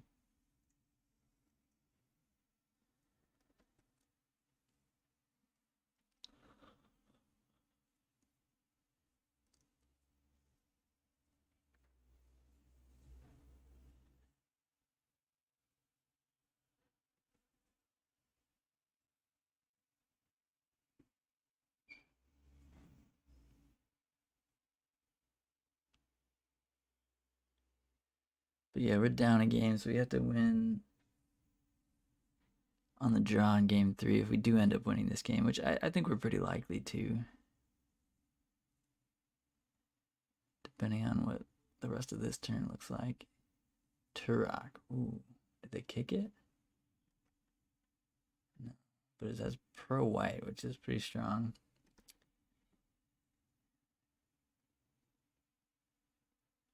Turok, Dinosaur Hunter. Cool.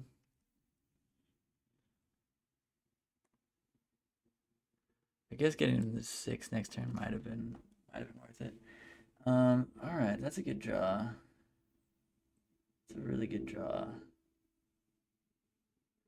We can blink out the Ledger Shredder.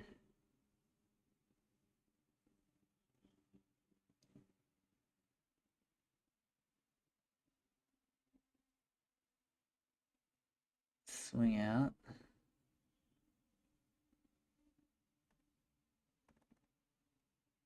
Potentially, not sure here. Give Skyclave pro black. Can get him to 1? No, 2. Get him to 2. I guess that's good enough.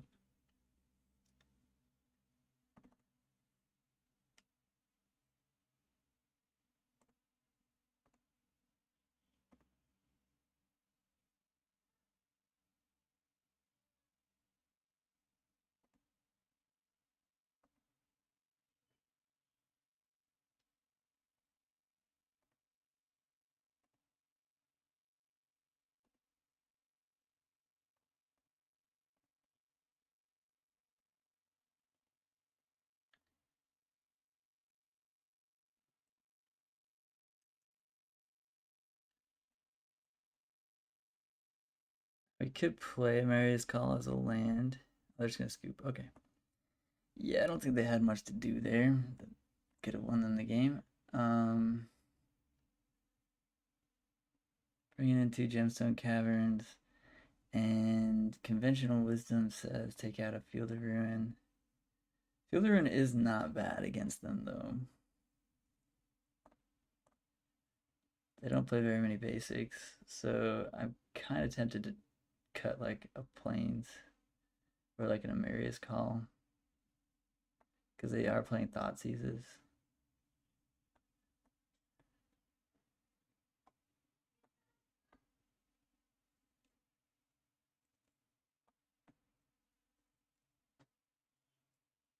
And yeah, keeping hands on the draw with Emeria's Call as our only white source is definitely not great.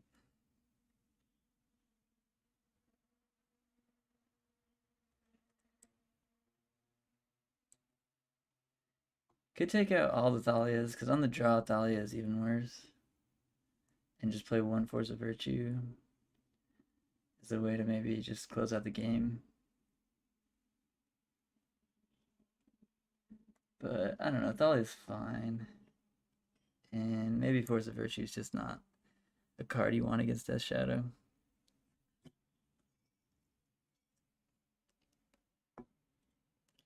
Don't know when to cut lands for spells.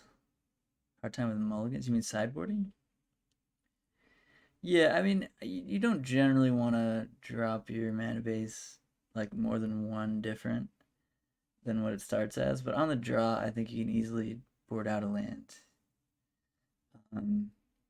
in most situations. And then I'm doing it on the play too, because we're boarding out our 1 Gemstone Caverns when we're on the play, which is counterintuitive. You don't really want to go down a land on the play, but playing 31 lands and 80 cards is about the same, or I mean, is equivalent to playing 23 and a half lands in your, or like 23 and 2/3 lands or something in your 60 card deck. So 23 is still pretty good for 60 cards on the play. You're still very likely to have keepable openers and draw enough lands to play in the game to get up to 4 mana or 5 mana, whatever you need. You're still pretty likely to do that with 23 lands in your deck, in your 60 card deck, to like make that make sense. So in an 80 card deck, going to 31 is fine. And we're on 31 here on the draw, which I think is totally fine. I think when you go below 30, it starts to get a little iffy, especially when you do kind of want to get to 5 mana to hardcast the Solitudes and hardcast Yorion.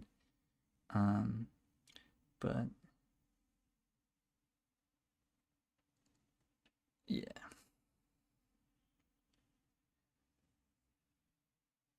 And I mean, you could go down to like 26 land and still hit all your land drops because that's just how variance works. But just like for an average draw, or like the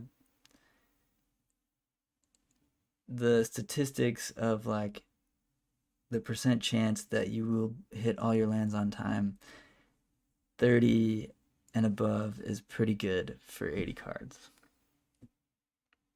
For up to turn 4 or so, you're about like 80% to hit your 4th land drop on time. But that's not taking into account like the new mulligan rule, or I mean, it's not even new anymore. But yeah.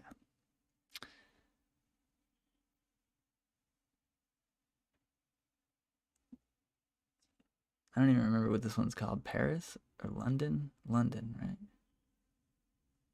There was Paris before it was Scry. Yeah, Paris was the Scry. This one's called London. I do think this is great. I do think this mulligan rule makes more sense than any mulligan rule before it. And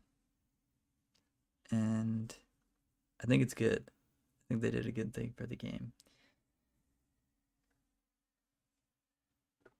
Just gives you more playable games when you have to mulligan twice. Like, you actually have a good chance to win on 5 cards with London. I was worried about it at first with how strong combo decks could be, like 2-card combo decks that could just London mulligan their way to their 2 cards. 30 lands in an 80 card deck, you're 56. Alright, that's good to know. That's a lot lower than I thought it was.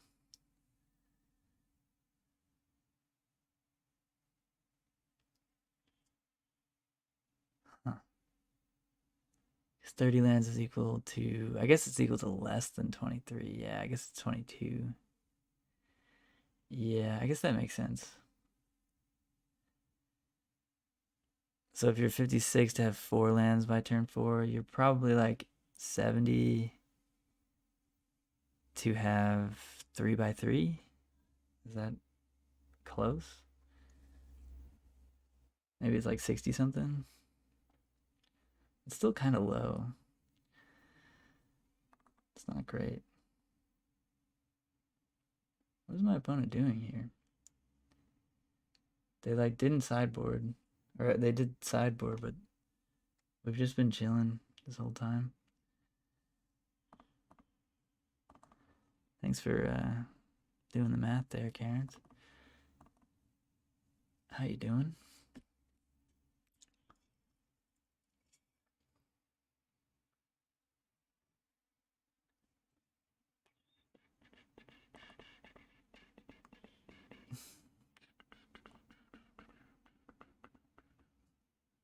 There's a table in the server, sick. Yeah, there's some good info on that server, I gotta say. And it looks like you had a hand in most of it, so kudos. Kudos to you.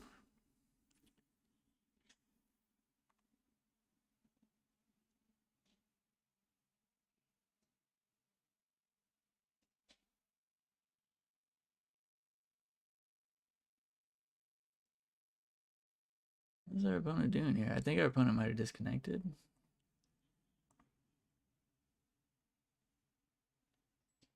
It doesn't say they disconnected. They're just not playing.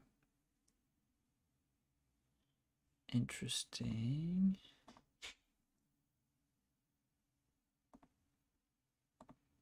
We're 1-1.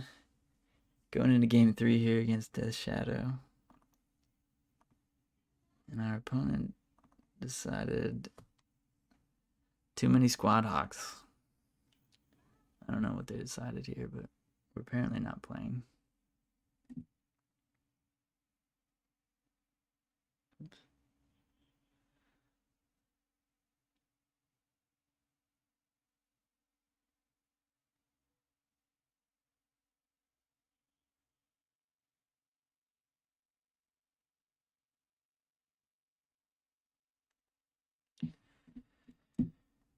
So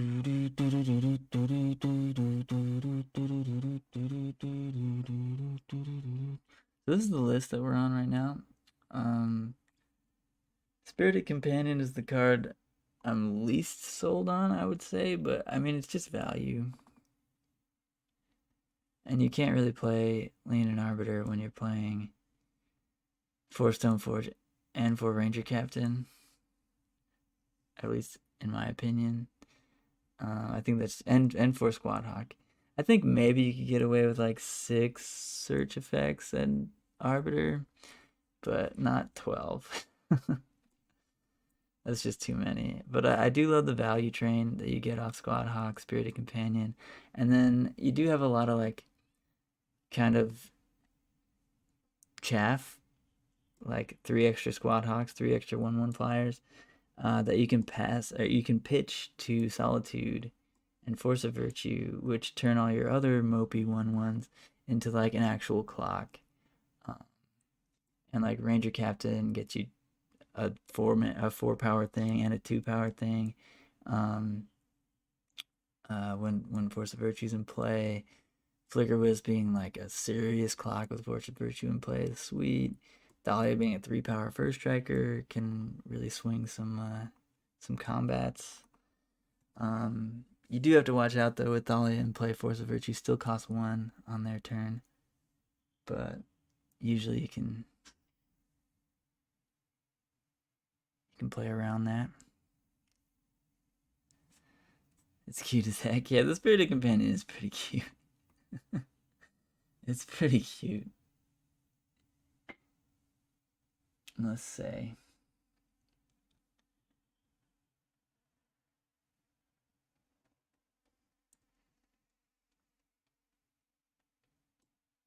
Also, Gemstone Caverns in the main, certainly not necessary. This could be a 3rd Field of Ruin, and then you just put in 1 Gemstone Caverns for either a Mishra's Factory or a Field of Ruin, depending on matchup.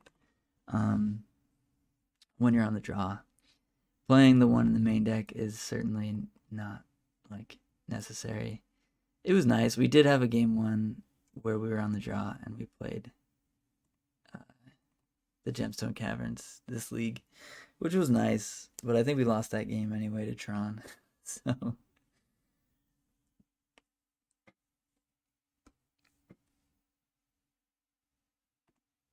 alright, well I guess our opponent just didn't want to play anymore. Or had other things going on. It happens. Grab some water real quick while we're getting ready for the next game.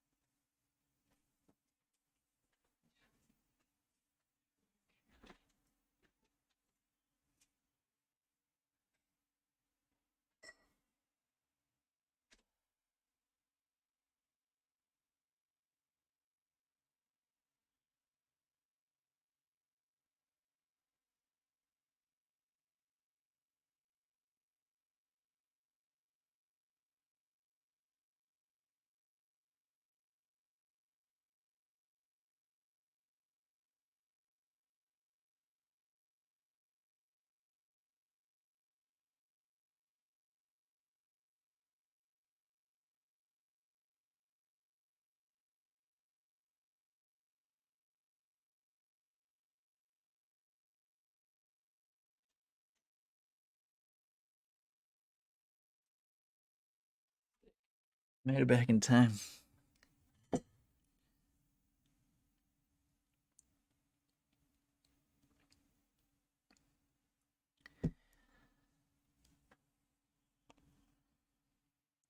So we played Tron, Murktide, and Death Shadow there. We didn't actually play game 3 against Death Shadow. I don't think it's a bad matchup per se. I mean, we can replace all our cards. So all their 1-for-1s are not going to actually be that great against us. We're just like infinite value taxes.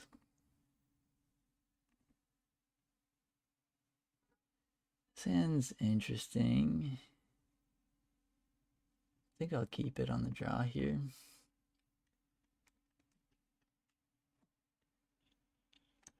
Where did Foothills go, you say? It says they were playing Nib to Light 7 days ago. Interesting. Interesting. I don't like that matchup.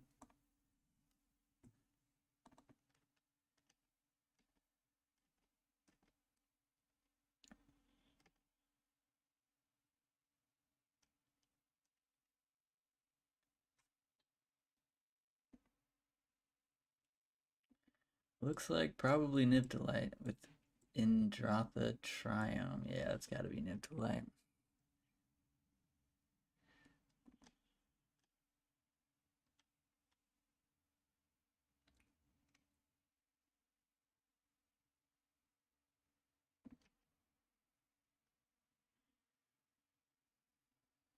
Probably Utopia Sprawl got it.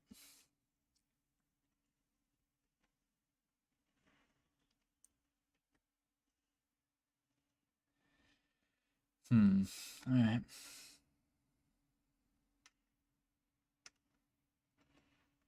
Ice my land here. Okay.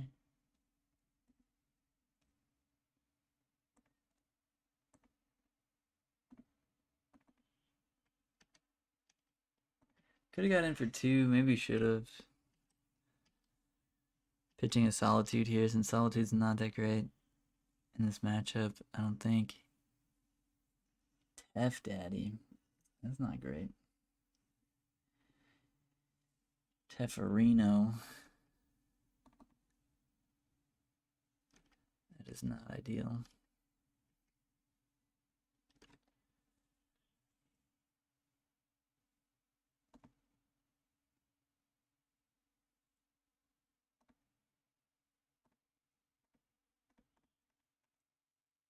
Let's play Ranger-Captain. Do they play Lightning Bolt? No, they don't, right? I don't think they play Lightning Bolt.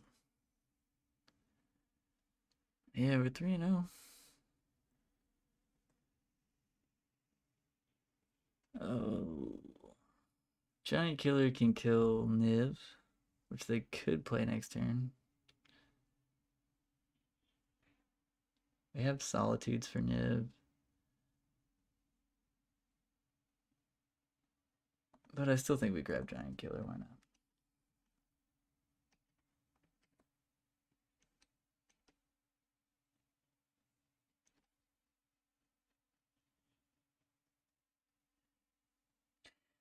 The Teferi means we can't cast Force of Virtue, so maybe we should have cast it last turn.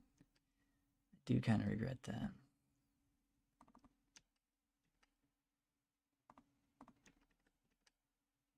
Let's attack Tef.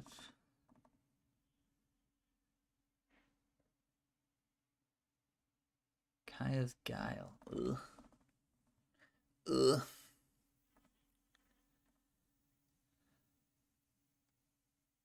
Yikes. Yeah, that's not great. I should have sacked it in response for sure. But certainly not great there.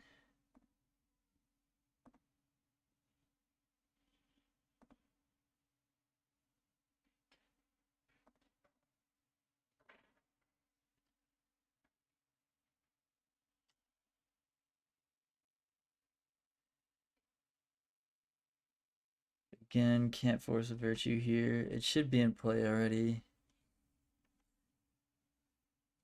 I think I was supposed to respond to the Teferi with force of virtue.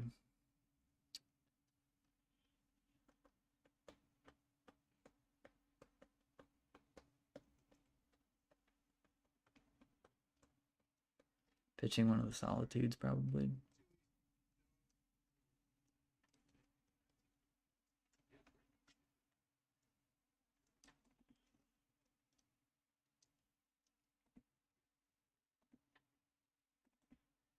Vindicated. I am destroyed. I am wrong. I am right. I swear I'm right. Swear I knew it all along, and I am. Okay, interesting that they didn't. What else do they play that can deal with? I guess they have March. March can deal with the token pretty well. They probably have March here.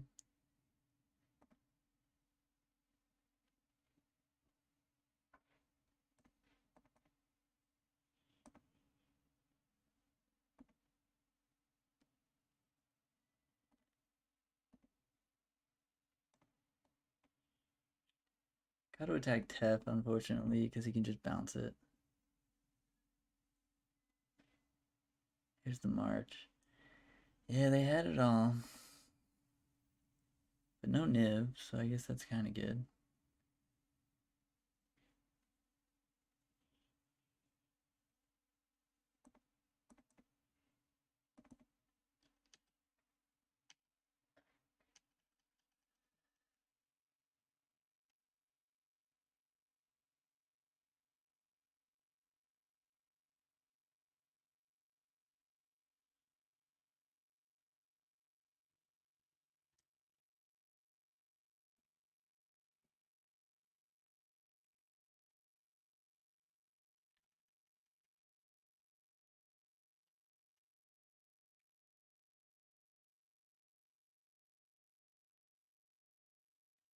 Put Yorion in their hand.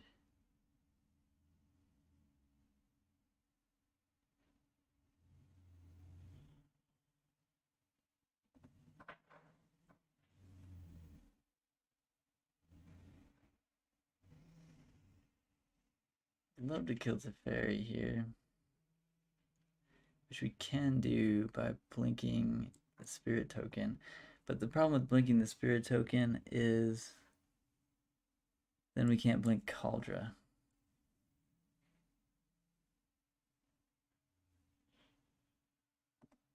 And it's also not super likely that this actually works, but I think I'm going to go for this.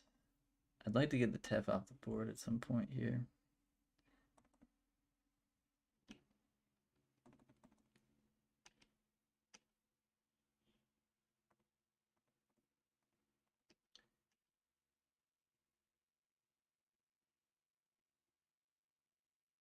Supreme Verdict at instant speed. Ugh. That's gross.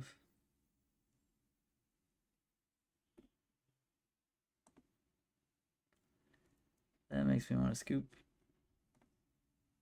That makes me want to scoop, so we're scooping.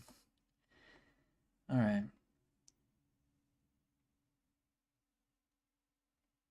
Yikes. I mean, they play Ren in 6. This is not a good matchup.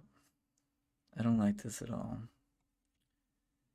We do have a lot of value, but their deck produces so much more value than ours. Because they have Ren in 6, I'm like mildly interested in one Rest in Peace. They're going to board in probably just more removal. Maybe Kaya. Kaya's pretty good against us. Which Rest in Peace is somewhat good against Kaya.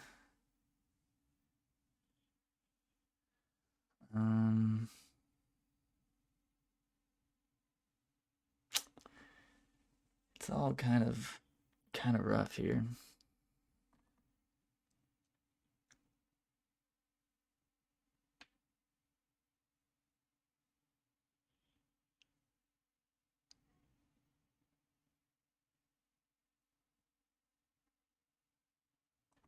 I think I just run it back, basically, with just the Rest in Peace.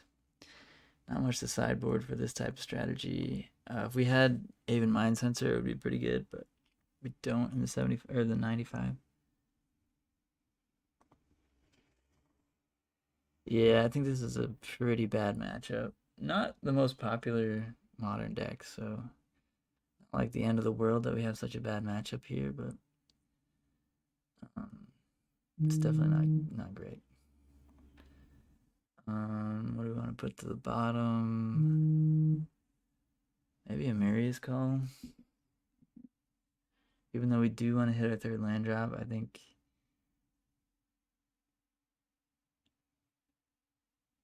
these 3 drops are all pretty good, so.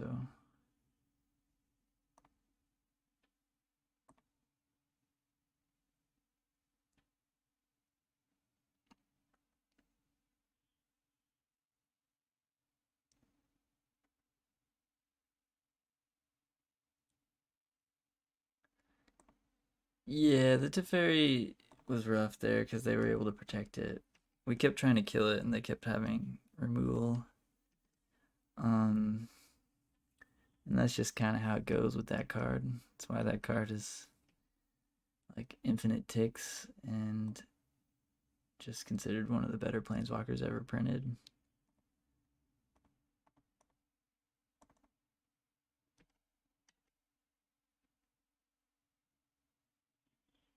They're gonna Solitude that? They were thinking about Solituding it, I think. Yeah, they are gonna do it. Okay. Fair enough.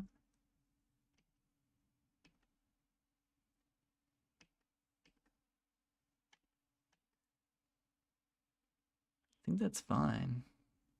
Unless the rest of their hand is really good. Ooh, Prismatic Ending on our Aether Vial is rough. Okay, opponent, I see what you're trying to do here. And it's working pretty well, to be fair.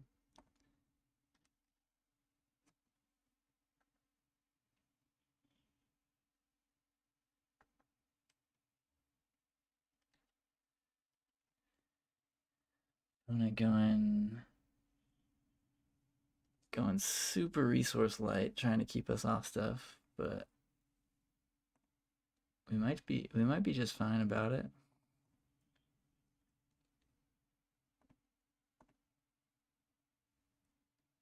Let's grab, I think, a Thraben Inspector, honestly. Since they're just like light on resources, like if we can just overrun them on resources here, maybe that's where we want to be.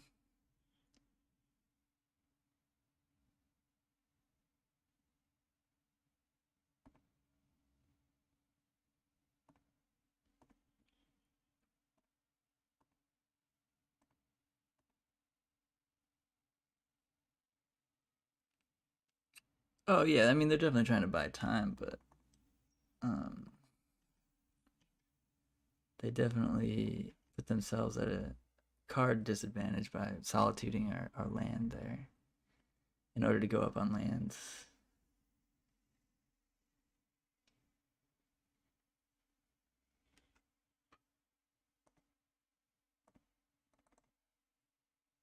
They could have another Verdict next turn, though. All this into a Verdict is, like, pretty huge. Pretty hard for us to beat.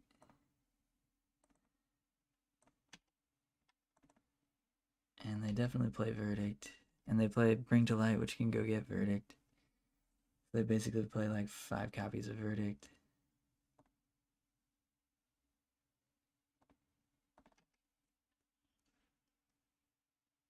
So, yeah, just kind of a rough matchup.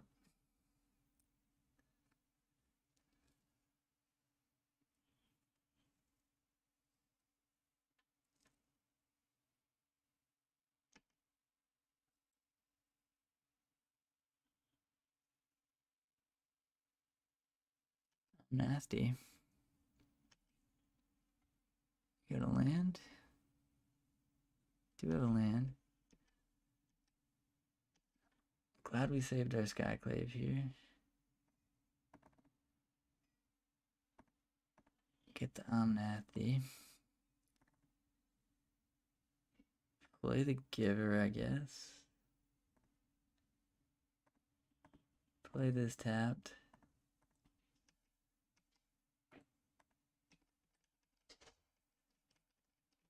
And just hope they don't draw anything. Crossing our fingers for no Bring to Light, no Nib Mizzet.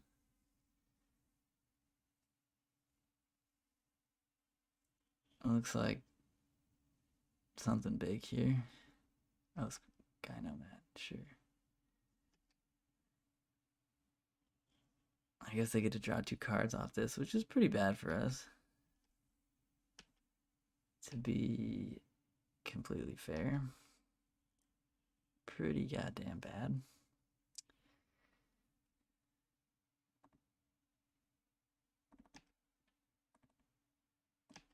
But we're not just dead. That's cool. You have 5 mana and Emeria's Call. Let's draw a card. Thalia is legit.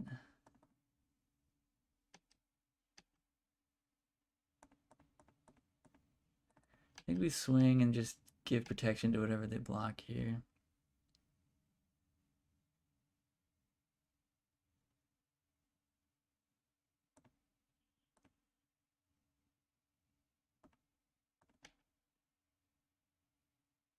They go to 6, we play Thalia and Giver and cross our fingers.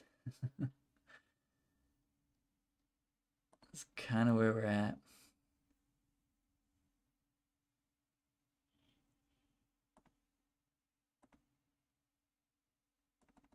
Fingers crossed that we can sneak out a win here and then maybe sneak out a win in game 3.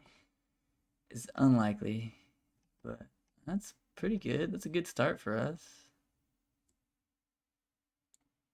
That's a pretty good start. They're gonna crack a fetch. Oh, this is good. This is good.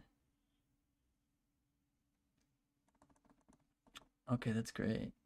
We can cast Force of Virtue. I think we just swing out.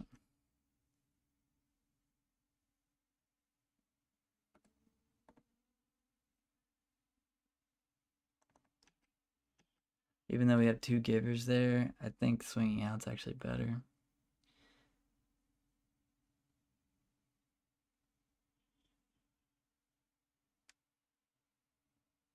Guys, Guile. Game 4 life. That's not ideal. And they're making it 4-4. So they have 4 blockers for our 5 attackers. Yeah, that's really bad, actually. That's really, really bad.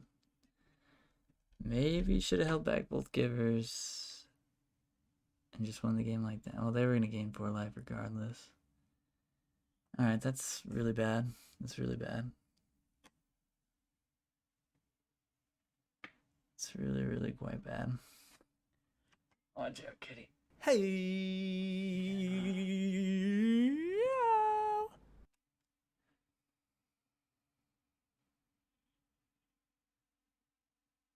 Oh wow, this is how they blocked, huh? I think they're just dead. That's 2, 3. That's 9, and they're at 9. So I'll just let this damage happen, I think. Yeah, we just win, right? Yeah. Wiretap with a subscription. Big time Wiretap. Thank you so much for that. That support. Hey.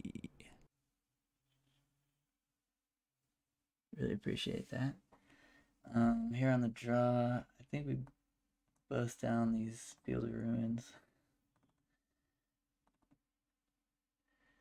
Really appreciate it. Really appreciate it. We got them there. We got them. They didn't block some of the creatures. So, I mean, they're a deck full of cards. And some of those cards are not going to do what they need them to do all the time. Rest in Peace against Burrenton 6 is still fine. It's just, it doesn't do much against any of the rest of the deck. So it feels pretty mopey. We could just play like one of the Field of Ruins.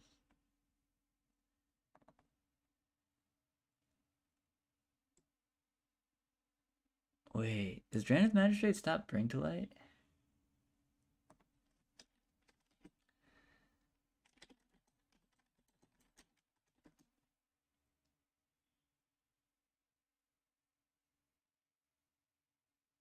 Exile that card. Ooh.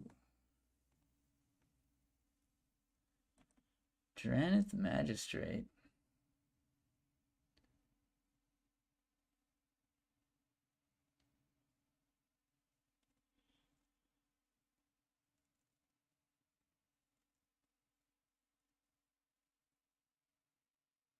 Drannith Magistrate.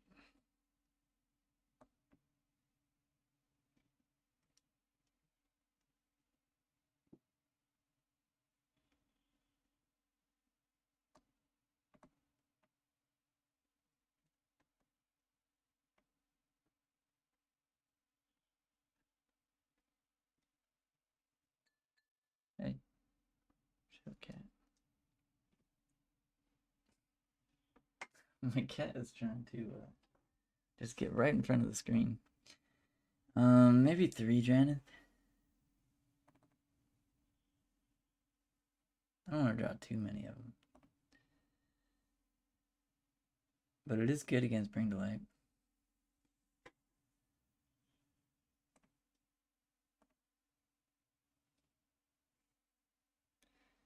Three Squad Hawk in our hand, huh? No, thank you. That's much better.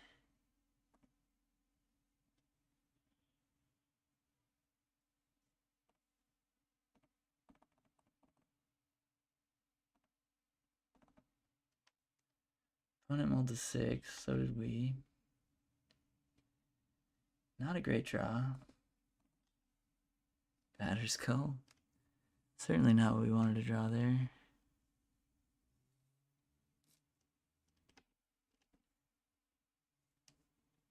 Basic Mountain, huh?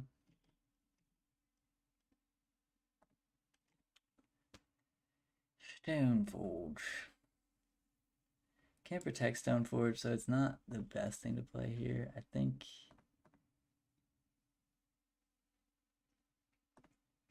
we just get 2 Squad Hawks. A little awkward because we're on the draw, I guess. Even though we mulligan, we still can only get 2 here. Turn 2. Without discarding. Definitely awkward. Lightning Helix, sure. Resolves. Our opponent's missing their 3rd land drop. Let's go. We're also missing our 3rd land drop, but I'd say we have a decent chance of attacking with a Kaldra next turn. Is that crazy? Is that crazy?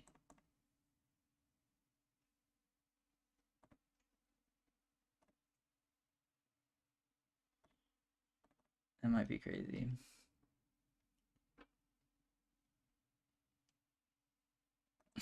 It was crazy.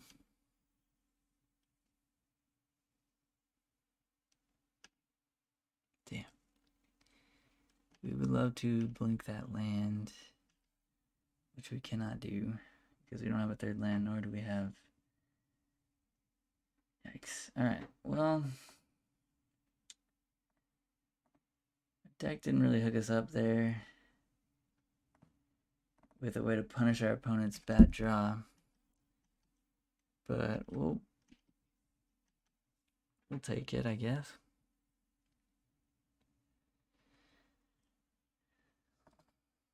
One has 4 mana now. Not great.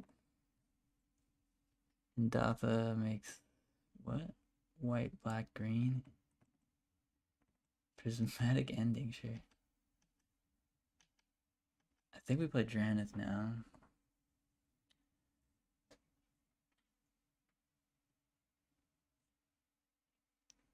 We can also respond to the Bring to Light with Ranger-Captain.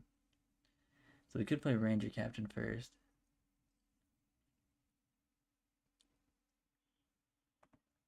I guess that's fine too.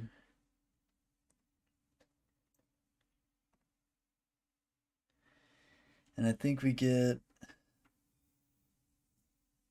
Raby Baby. I like Giver. I like Giver.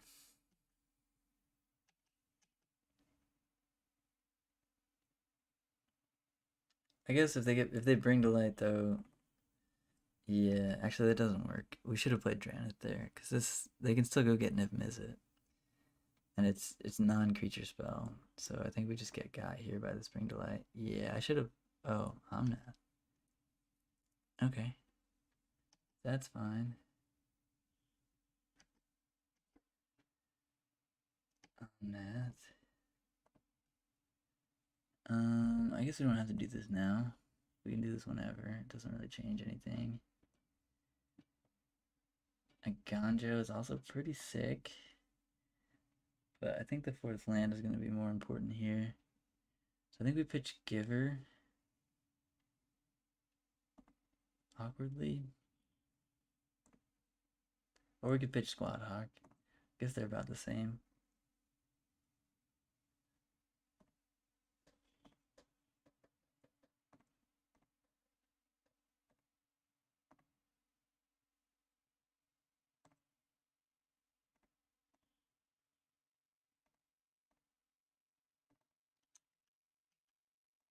One is at 22, so we have to, we have our work cut out for us, I'll say. Getting our opponent to 0, but Drannith is going to help against, oh no, is this Verdict? This looks like maybe a Verdict. Oh god, Verdict would be terrible. Oh, what? Niv Mizzet, okay. Niv Mizzet is reasonable, I guess. It's not good.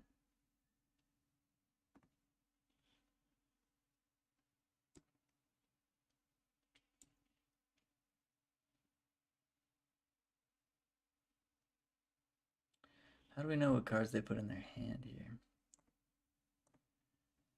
Puts Vindicate, Assassin's Trophy, Burrenton 6. Okay, Vindicate, Assassin's Trophy, and Burrenton 6.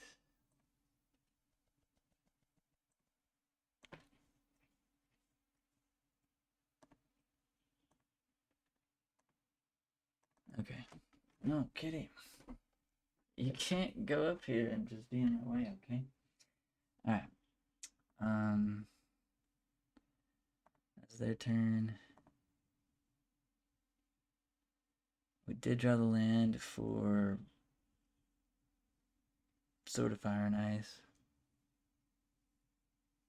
It's not really enough, but we do have a Giver up too, so that's good. And we can equip this on Ranger-Captain attack for 8. I guess.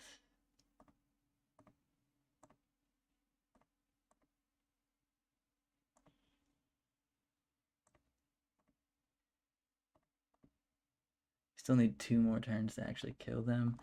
So I feel pretty dead here, but obviously we're going to keep playing.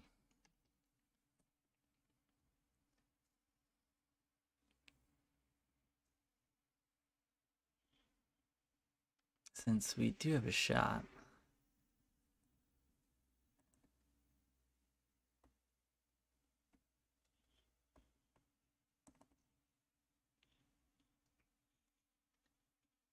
Since we have a giver in play and they're vindicating the sword, that makes sense.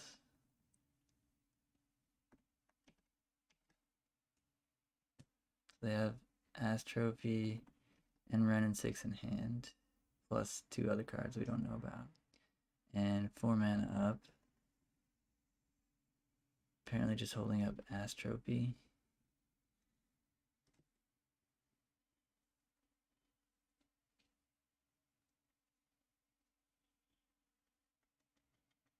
They have 14.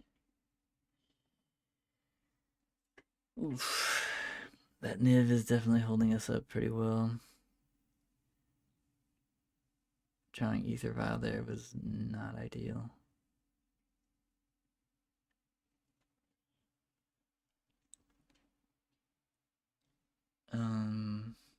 Yeah.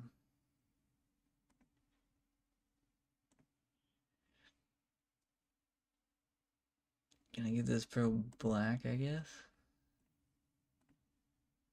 Attack.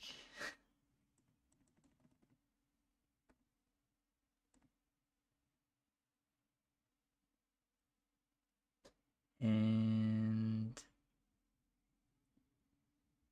I think we're gonna put Yorion in hand. Cast a Vial. What are you doing, kitty? What are you doing? Huh? Why are you coming up here?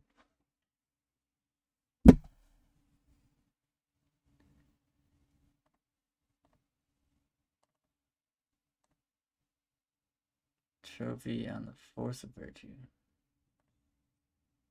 Okay. That puts us to 6 lands. We could just cast Kaldra next turn, which is pretty good. We know they have a Ren and 6 left. Which doesn't do a ton here. They have another Niv. They have a Chandra Awakened Inferno. Oh, that's gross. That is extremely gross. Ugh. Chandra Awakened Inferno, huh? Yeah. Okay. Yikes.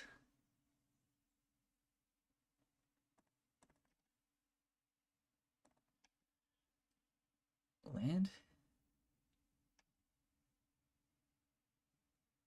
Oops.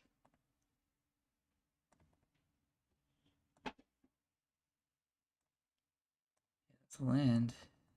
Maybe they have the march, maybe they don't. They seem to be F6'd. What does this do?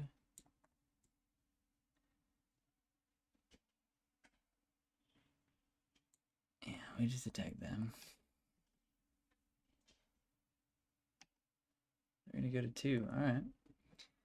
That's legit. They're at 2. They have a Ren and 6 in hand. Doesn't do a ton for them here.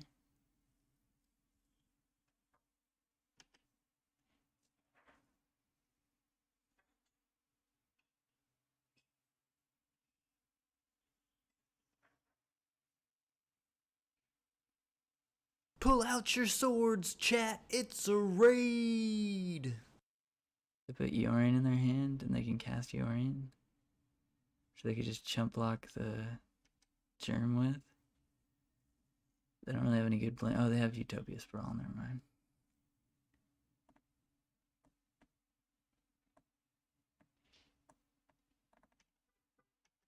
They did not blink the Utopia Sprawl. They just blinked the Niv. That makes sense too, I guess. Going to 1.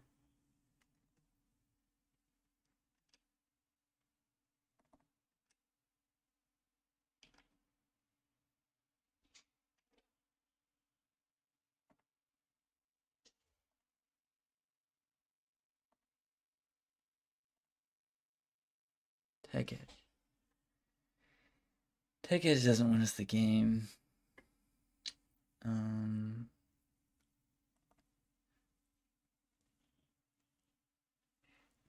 Skyclave doesn't get anything but Utopia Sprawl here. Yorion doesn't blink anything that's that interesting here.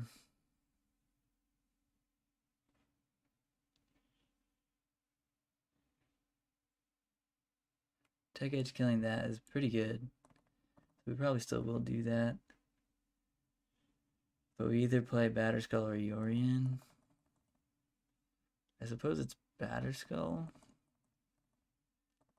Because then we can equip it on Kaldra.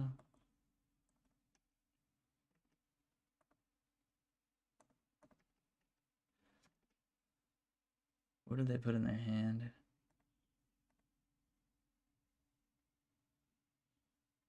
They put Kaya's Guile to Fairy Time Raveler. Oof, those are 2 answers to the token. Oh. So can we deal 1 to each or something? I don't think we can.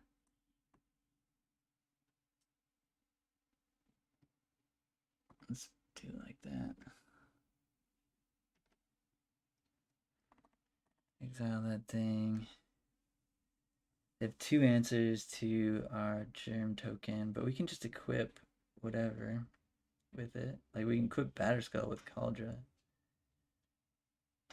But they could cast both.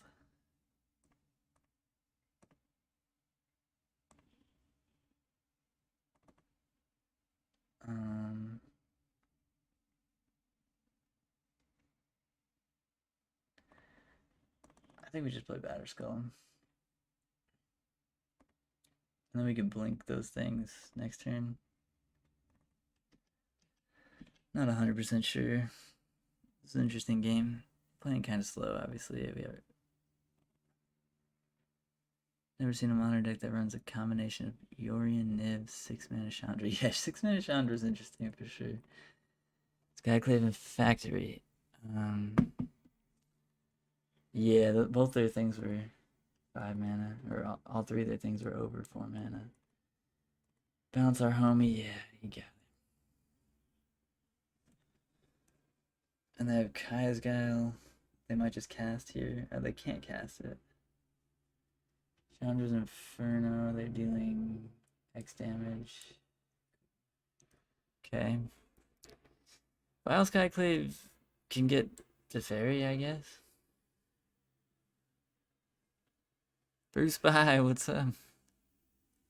Oh shit, I didn't even see that you were talking over there. Oh shit, and you raided. I'm an idiot. I was Bruce Bye.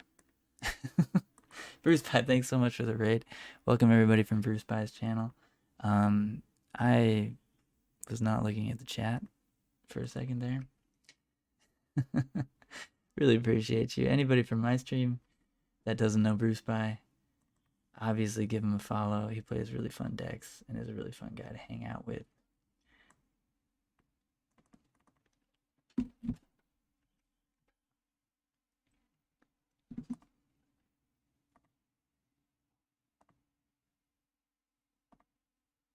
We're in a heated game 3 here against Niv.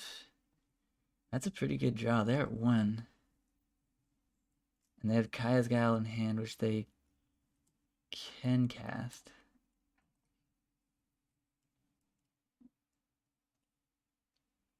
Okay, so I think what we do here is activate this.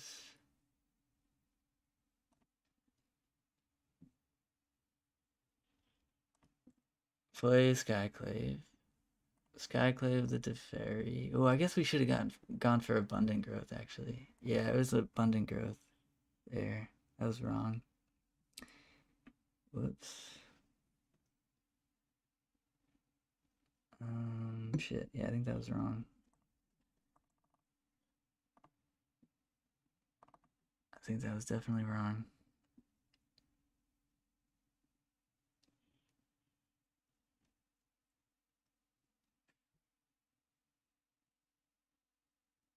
Yeah, we should have went for the abundant growth there. Yeah, Guile's there, and it's gonna mess us up a little bit, but that's alright. They get a 3/3. Blink that and that.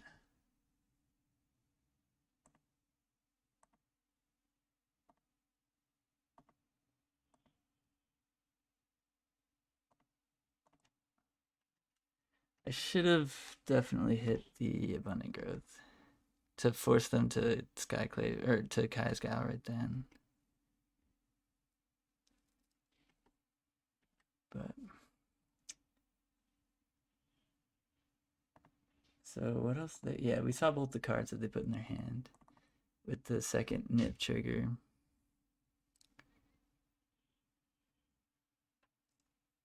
Oh, another nip.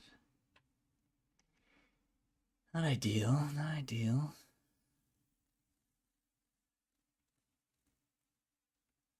This one is intense.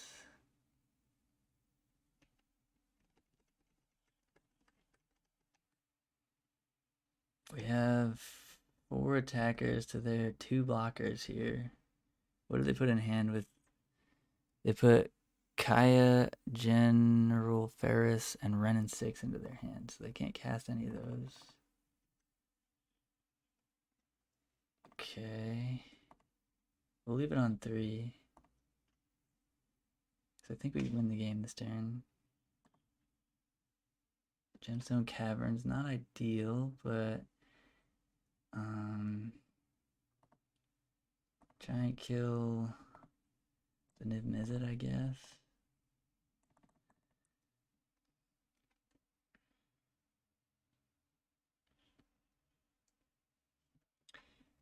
And then we can either attack with this. I think we just attack with this. This is lethal, right?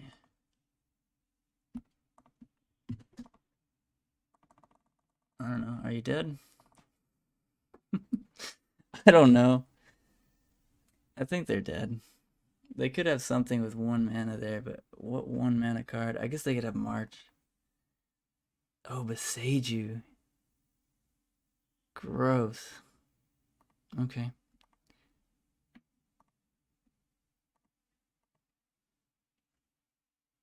Yikes. That's bad.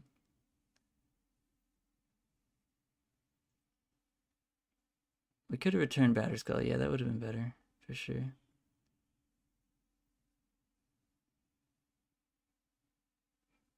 They're going to go to 1.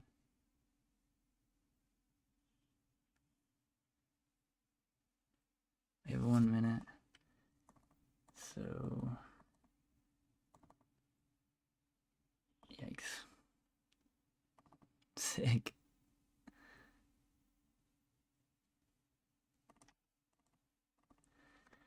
They're going to 1. Unlocked it with points. Sick. That's cool. They're going to block like that. Still go to 1. But still have their Yorion here.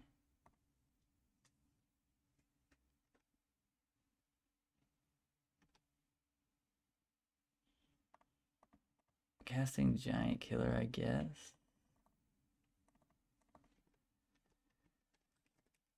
Yeah, returning Batterskull would have been much better.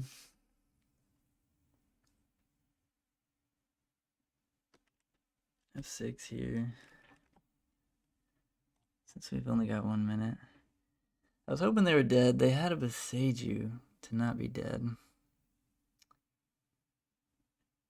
I was thinking it had to be March, but it was Beseiju. Yeah, Gemstone Caverns. There's one in the sideboard, one in the main. Card's good. Card's very good on the draw.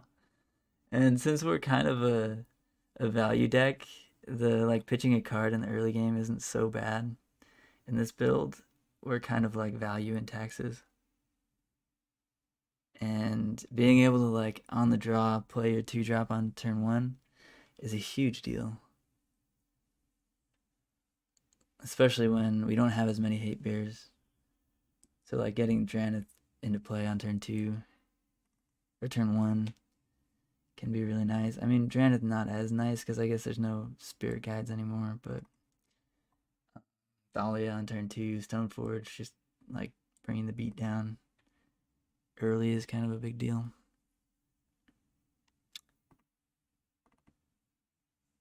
So they Chandra'd away our giant killer.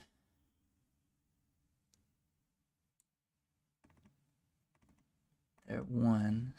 So they need to do some stuff. This is a pretty interesting match. 3 mana Kaya's Guile. Oh, I shouldn't F6. I want to sacrifice this Mishra's Factory. They could have Kaya's Guile here. On F6. We're on 1:21 left.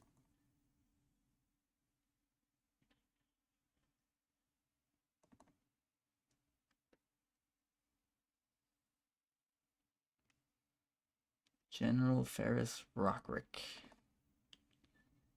You got it. 9/6 trigger. Yeah, the card's pretty crazy. A golem token.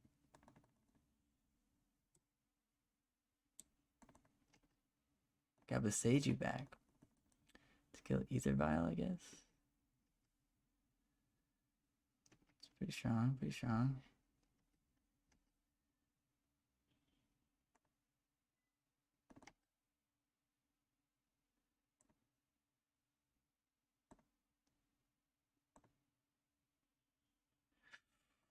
Skyclave is pretty good.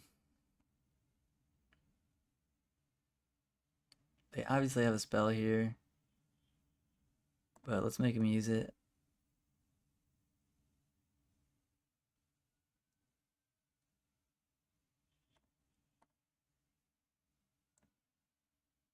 Oh, I can't. Thought I could get the Rockrick.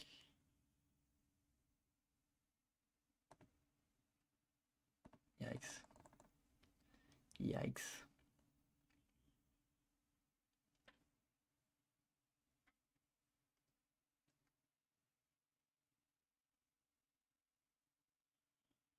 Kaya's gonna gain 4 life. Shit. Mega 1/1 Flying Spirit. 5 is not enough to win in the air. Shit. Shit.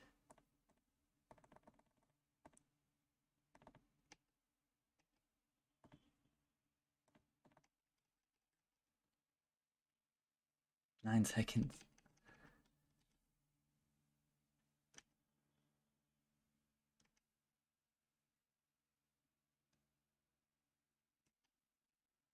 Oh, we have 2 seconds? No. I don't think I'm gonna make it. I F6'd, but we have 1 second to attack next turn. It's not gonna happen. Alright, Bruce, bye. Thanks so much again for the raid. Great to see you. Turn off all your steps. Oh yeah. Damn. I think we could have had it. I think maybe we're supposed to win that one if I played faster. Dang.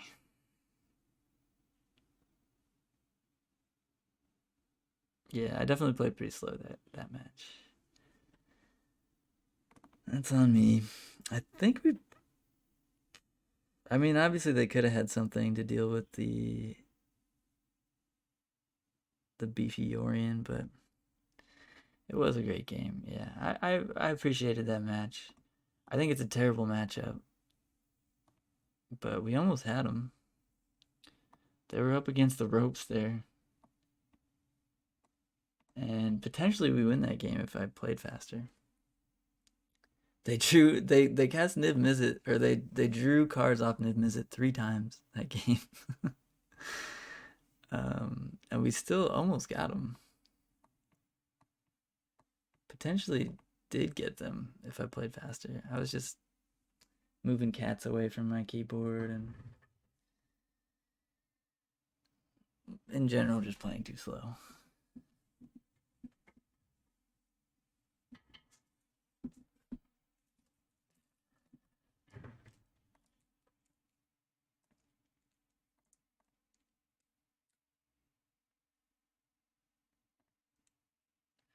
This is pretty good. Definitely gonna keep this one.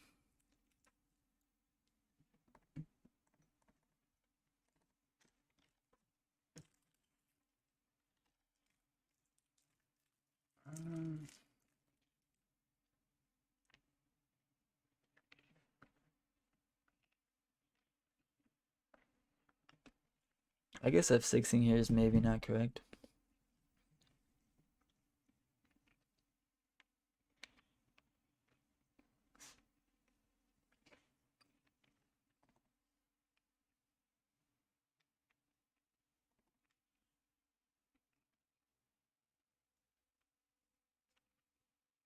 Hammer. Okay.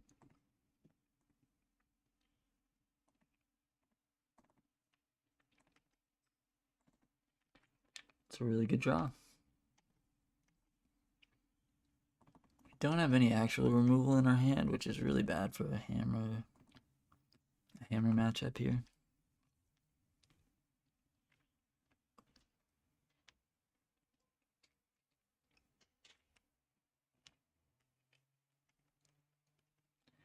Yeah, we can't let that survive a turn. That's a really bad deal.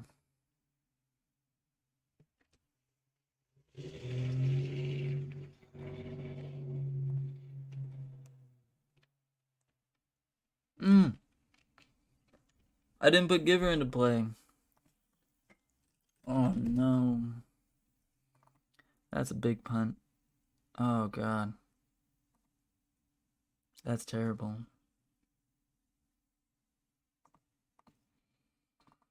Wow. That's awful.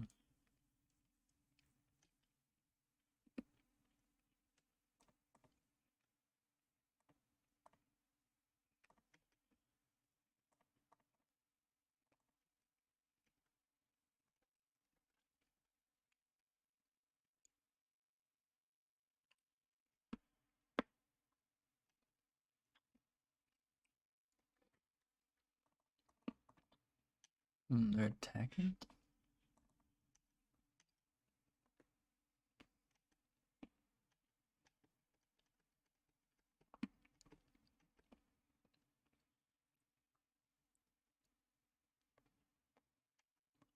That's true.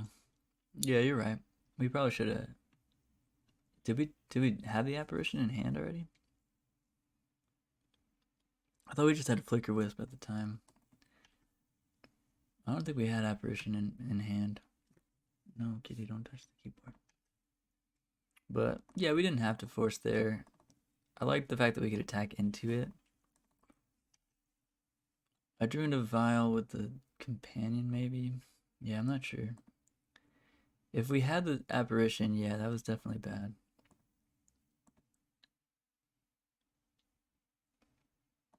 Yeah.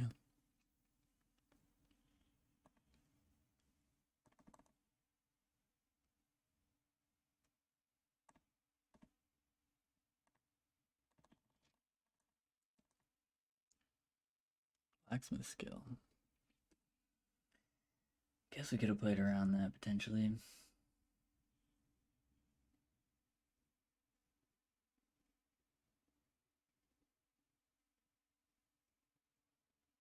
We could have like blinked out the land first and then got it.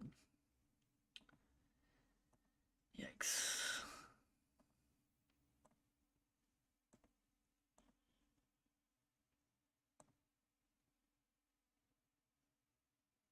Oh yeah, we can just blink the Skyclave, but it won't work this turn. It'll only work on the end step.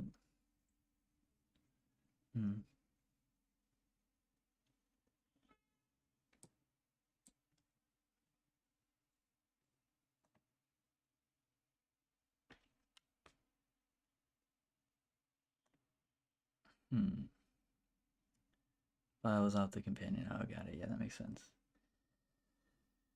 Yeah, we could have waited on Force of Virtue. I did like the idea that our spirited companion was gonna attack into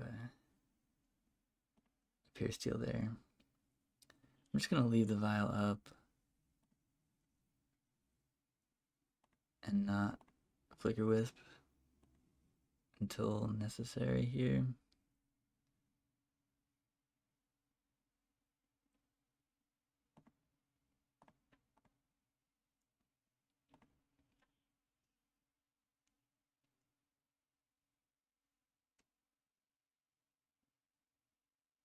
I have another hammer. So in that case, I gotta blink out the Inkmoth Nexus. They're gonna draw a card off this, unfortunately. Yeah, it's not great. It's really not good. Because we need to deal with the Pure Steel, but we can't now. I mean, I guess we could just block the Inkmoth Nexus, and we're already on blockers. Yeah. I guess. Oh, jeez, kitty, come on. Yeah. Yeah, that's a bummer. This is a bummer.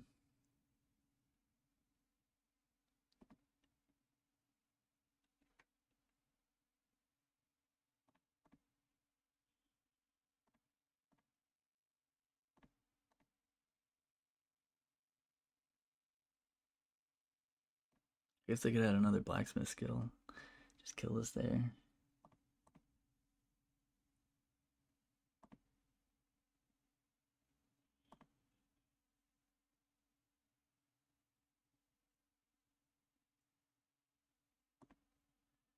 Yeah, it's a not flying ornithopter, so that's kind of fine, I guess.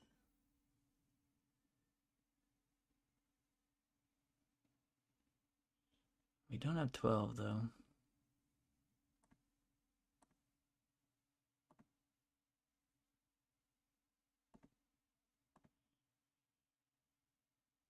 I think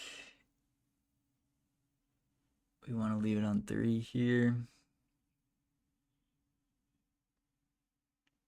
I mean, next turn we can Yorion, which is a big deal. Yeah, I guess we put it to 4. Sword of Fire, nice. Yeah.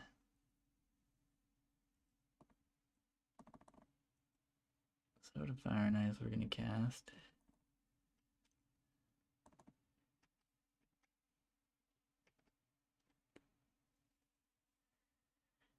We can't attack, unfortunately.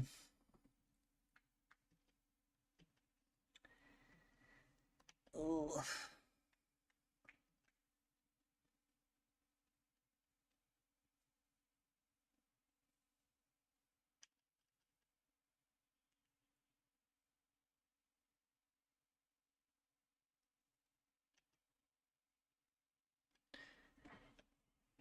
I think the other vial is probably going to stay on 2. We have more 2s left in the deck.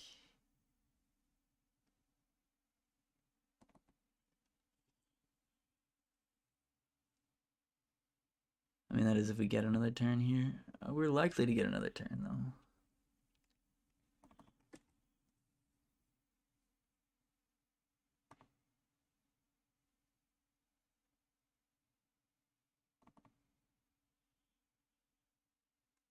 We're not in a good spot, but we're in a winnable spot.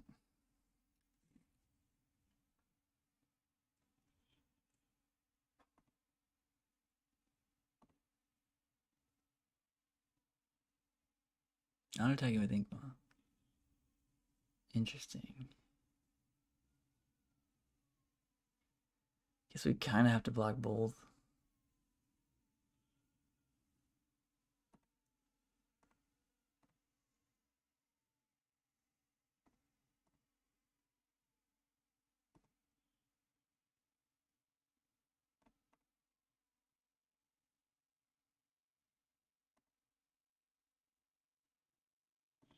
Let Spirited Companion go down.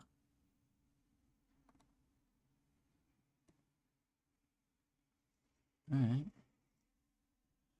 The reason I blocked both is because they could just have another hammer there. I'm gonna leave that on 2, I think.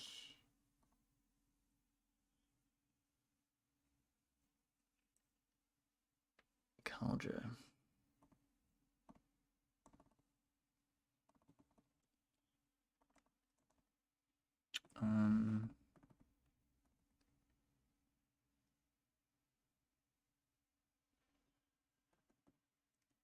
Still don't really have attacks, I don't think. I mean, I guess we could attack with Flickerwisp here.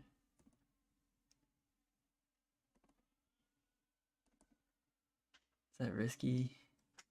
A little? We do have to kill them at some point.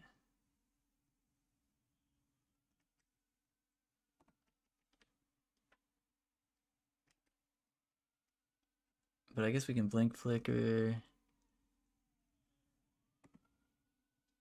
Blocking with Ink Moth, huh? Okay. This is fine.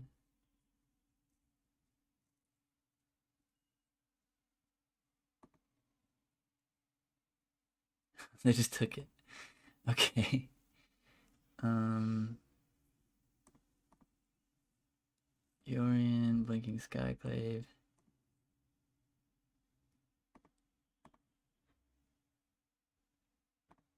Flickerwisp.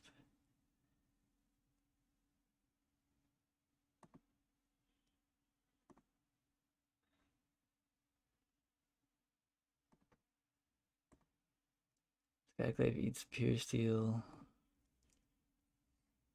Flickerwisp maybe eats Ink Moth. Maybe the Ornithopter though. Probably the Ornithopter.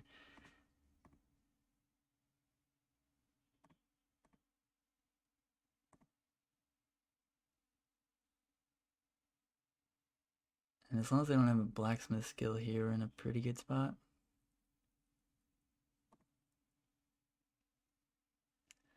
Yorion's a good card, friends. Yorion is a good card.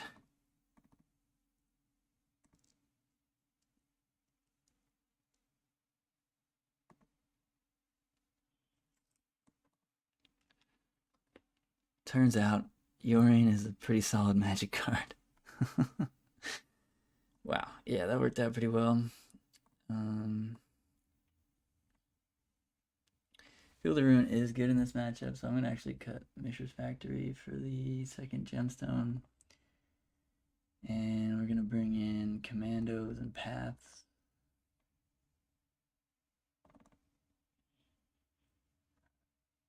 Lion Sash is kind of whatever. Batterskull is pretty medium as well. Honestly, Soapy's pretty medium too. Reporting out a lot of Stoneforge package. Kaldra is good, but I could see like sharing a couple Stoneforge just because we're only playing Kaldra now.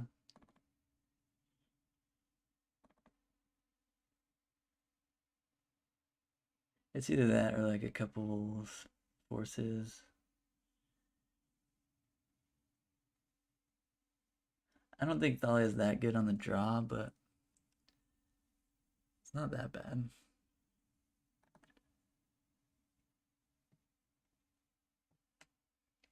Didn't expect to win that game, honestly.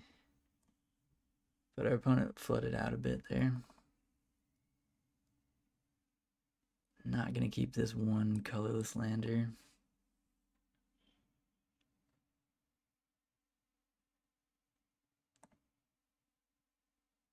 Ooh. Turn 1 Thalia. We just bottom the vial. I mean, we can do whatever. Giant Killer is pretty good. We can put that on bottom because we can get that with Ranger-Captain. So we'll bottom that, and then we'll Gemstone Caverns, pitching the vial.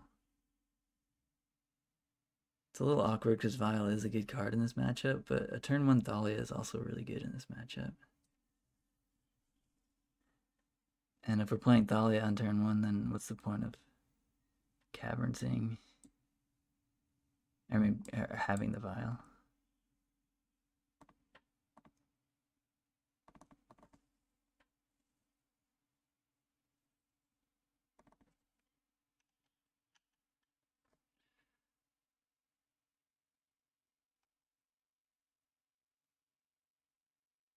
Opponent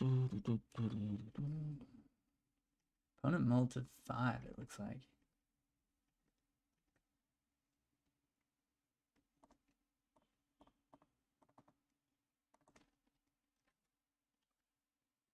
Which is pretty good for us. Stoneforge, though. Stoneforge is good. Getting Colossus Hammer out. I was hoping they were going to get Kaldra.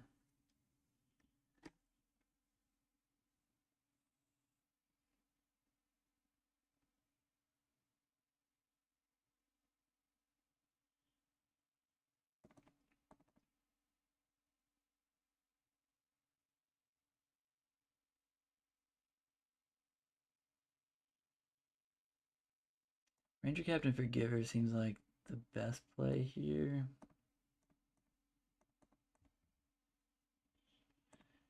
I think taking 3 is fine because we want that Eiganjo. I mean, we could also get Giant Killer, but I think we want Giver since we have Eiganjo.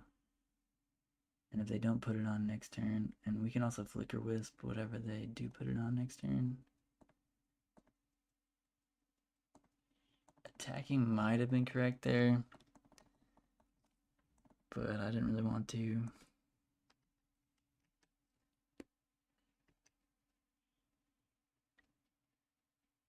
Hushbringer. That's annoying. Turns off their Stoneforge Mystics, but Hushbringer. Oh no, Gemstone Caverns. That's really bad. That's a terrible draw. Yikes. Definitely don't want that.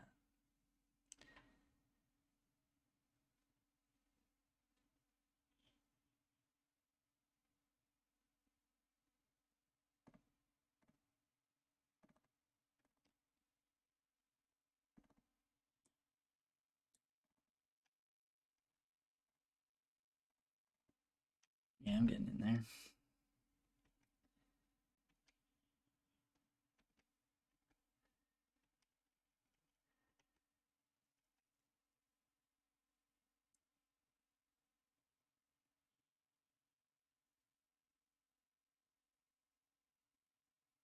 Garda's Aid costs 2. Pure Steel Paladin. That's not good. That's not good. We don't want that.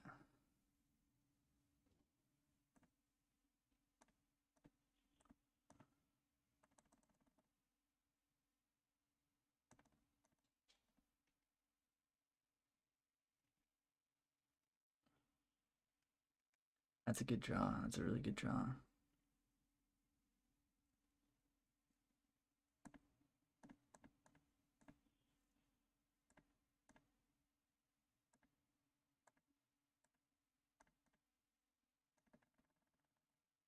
This feels good, friends.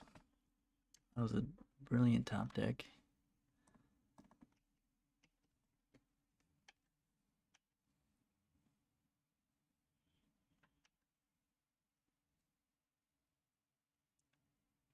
Hushbringer. Alright.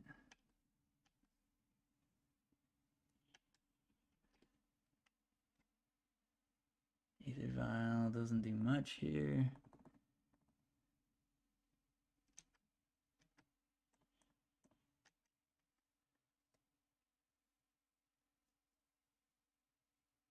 They have to block something.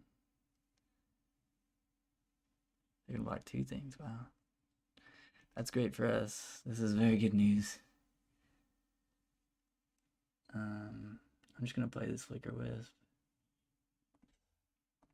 Even though it doesn't do anything. And I'm gonna play this Vial too. Oh, we can't. Whoops. That was... Oh, no, not concede. Undo. I don't think it's gonna matter, but that was a really bad play. I forgot we had a Thalia in play. Playing the Vial obviously could not happen. And we just lost the land for no reason. Reality chip resolves.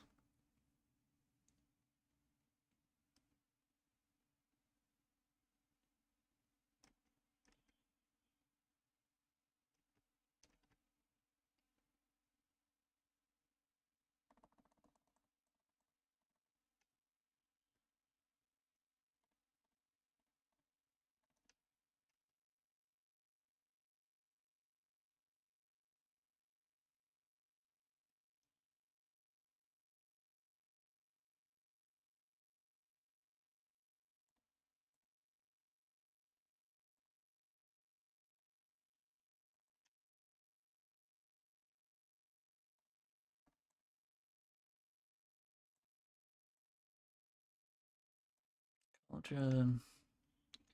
Pass turn. They're gonna scoop. All right, 4-1, and we could have won. We could have won the one match that we lost. I'm not sure that we would have, but we had a 9-10 Yorion with a Kaldra on it, and our opponent was at 1. They had like 6 cards in hand. I don't know if they would have dealt with the Yorion or not. They might not have been able to, though, and they might not have been able to kill us. In which case, we would have won that game against 5-color Niv. Bring to light, Niv to light, whatever. Really fun league again. Yeah, I'm gonna sign off here as well. But Kanzo, thanks for hanging out. Everybody that's here from Bruce Spy's channel, thanks for coming and checking it out. And thanks so much, Bruce Spy, if you're still around for the big raid. Appreciate everybody that was hanging out. Deck feels great. The one match we lost, we could have won probably, and I obviously didn't play it perfect, but it feels just strong. It's doing everything you needed to do as far as like grinding out the harder matchups with lots of removal, and even against like a nightmare matchup with like Bring to Lights and Supreme Verdicts and like infinite like removal and card advantage, we almost won game 3 against Niv to Lights, so feels good. Obviously our Hammer Time opponent kind of drew poorly in game 1 at the end of the game there, and mulled to 5 in game 2, but Hammer's a very winnable matchup for this deck, so I don't think it's too, I don't think we got too lucky there. But yeah, sweet deck. If you're looking for a Taxes variant to try out, I can definitely recommend this. That's 3 4-1s in a row. So it's clearly like fairly powerful. It's really consistent. I've only played it 3 times in 3 leagues, 4-1 each time. And I certainly didn't play perfect. So try this deck out if you're looking for something different to do in Modern right now. I think it's pretty strong. And thanks for hanging out, y'all. I'll send y'all over to somebody cool here.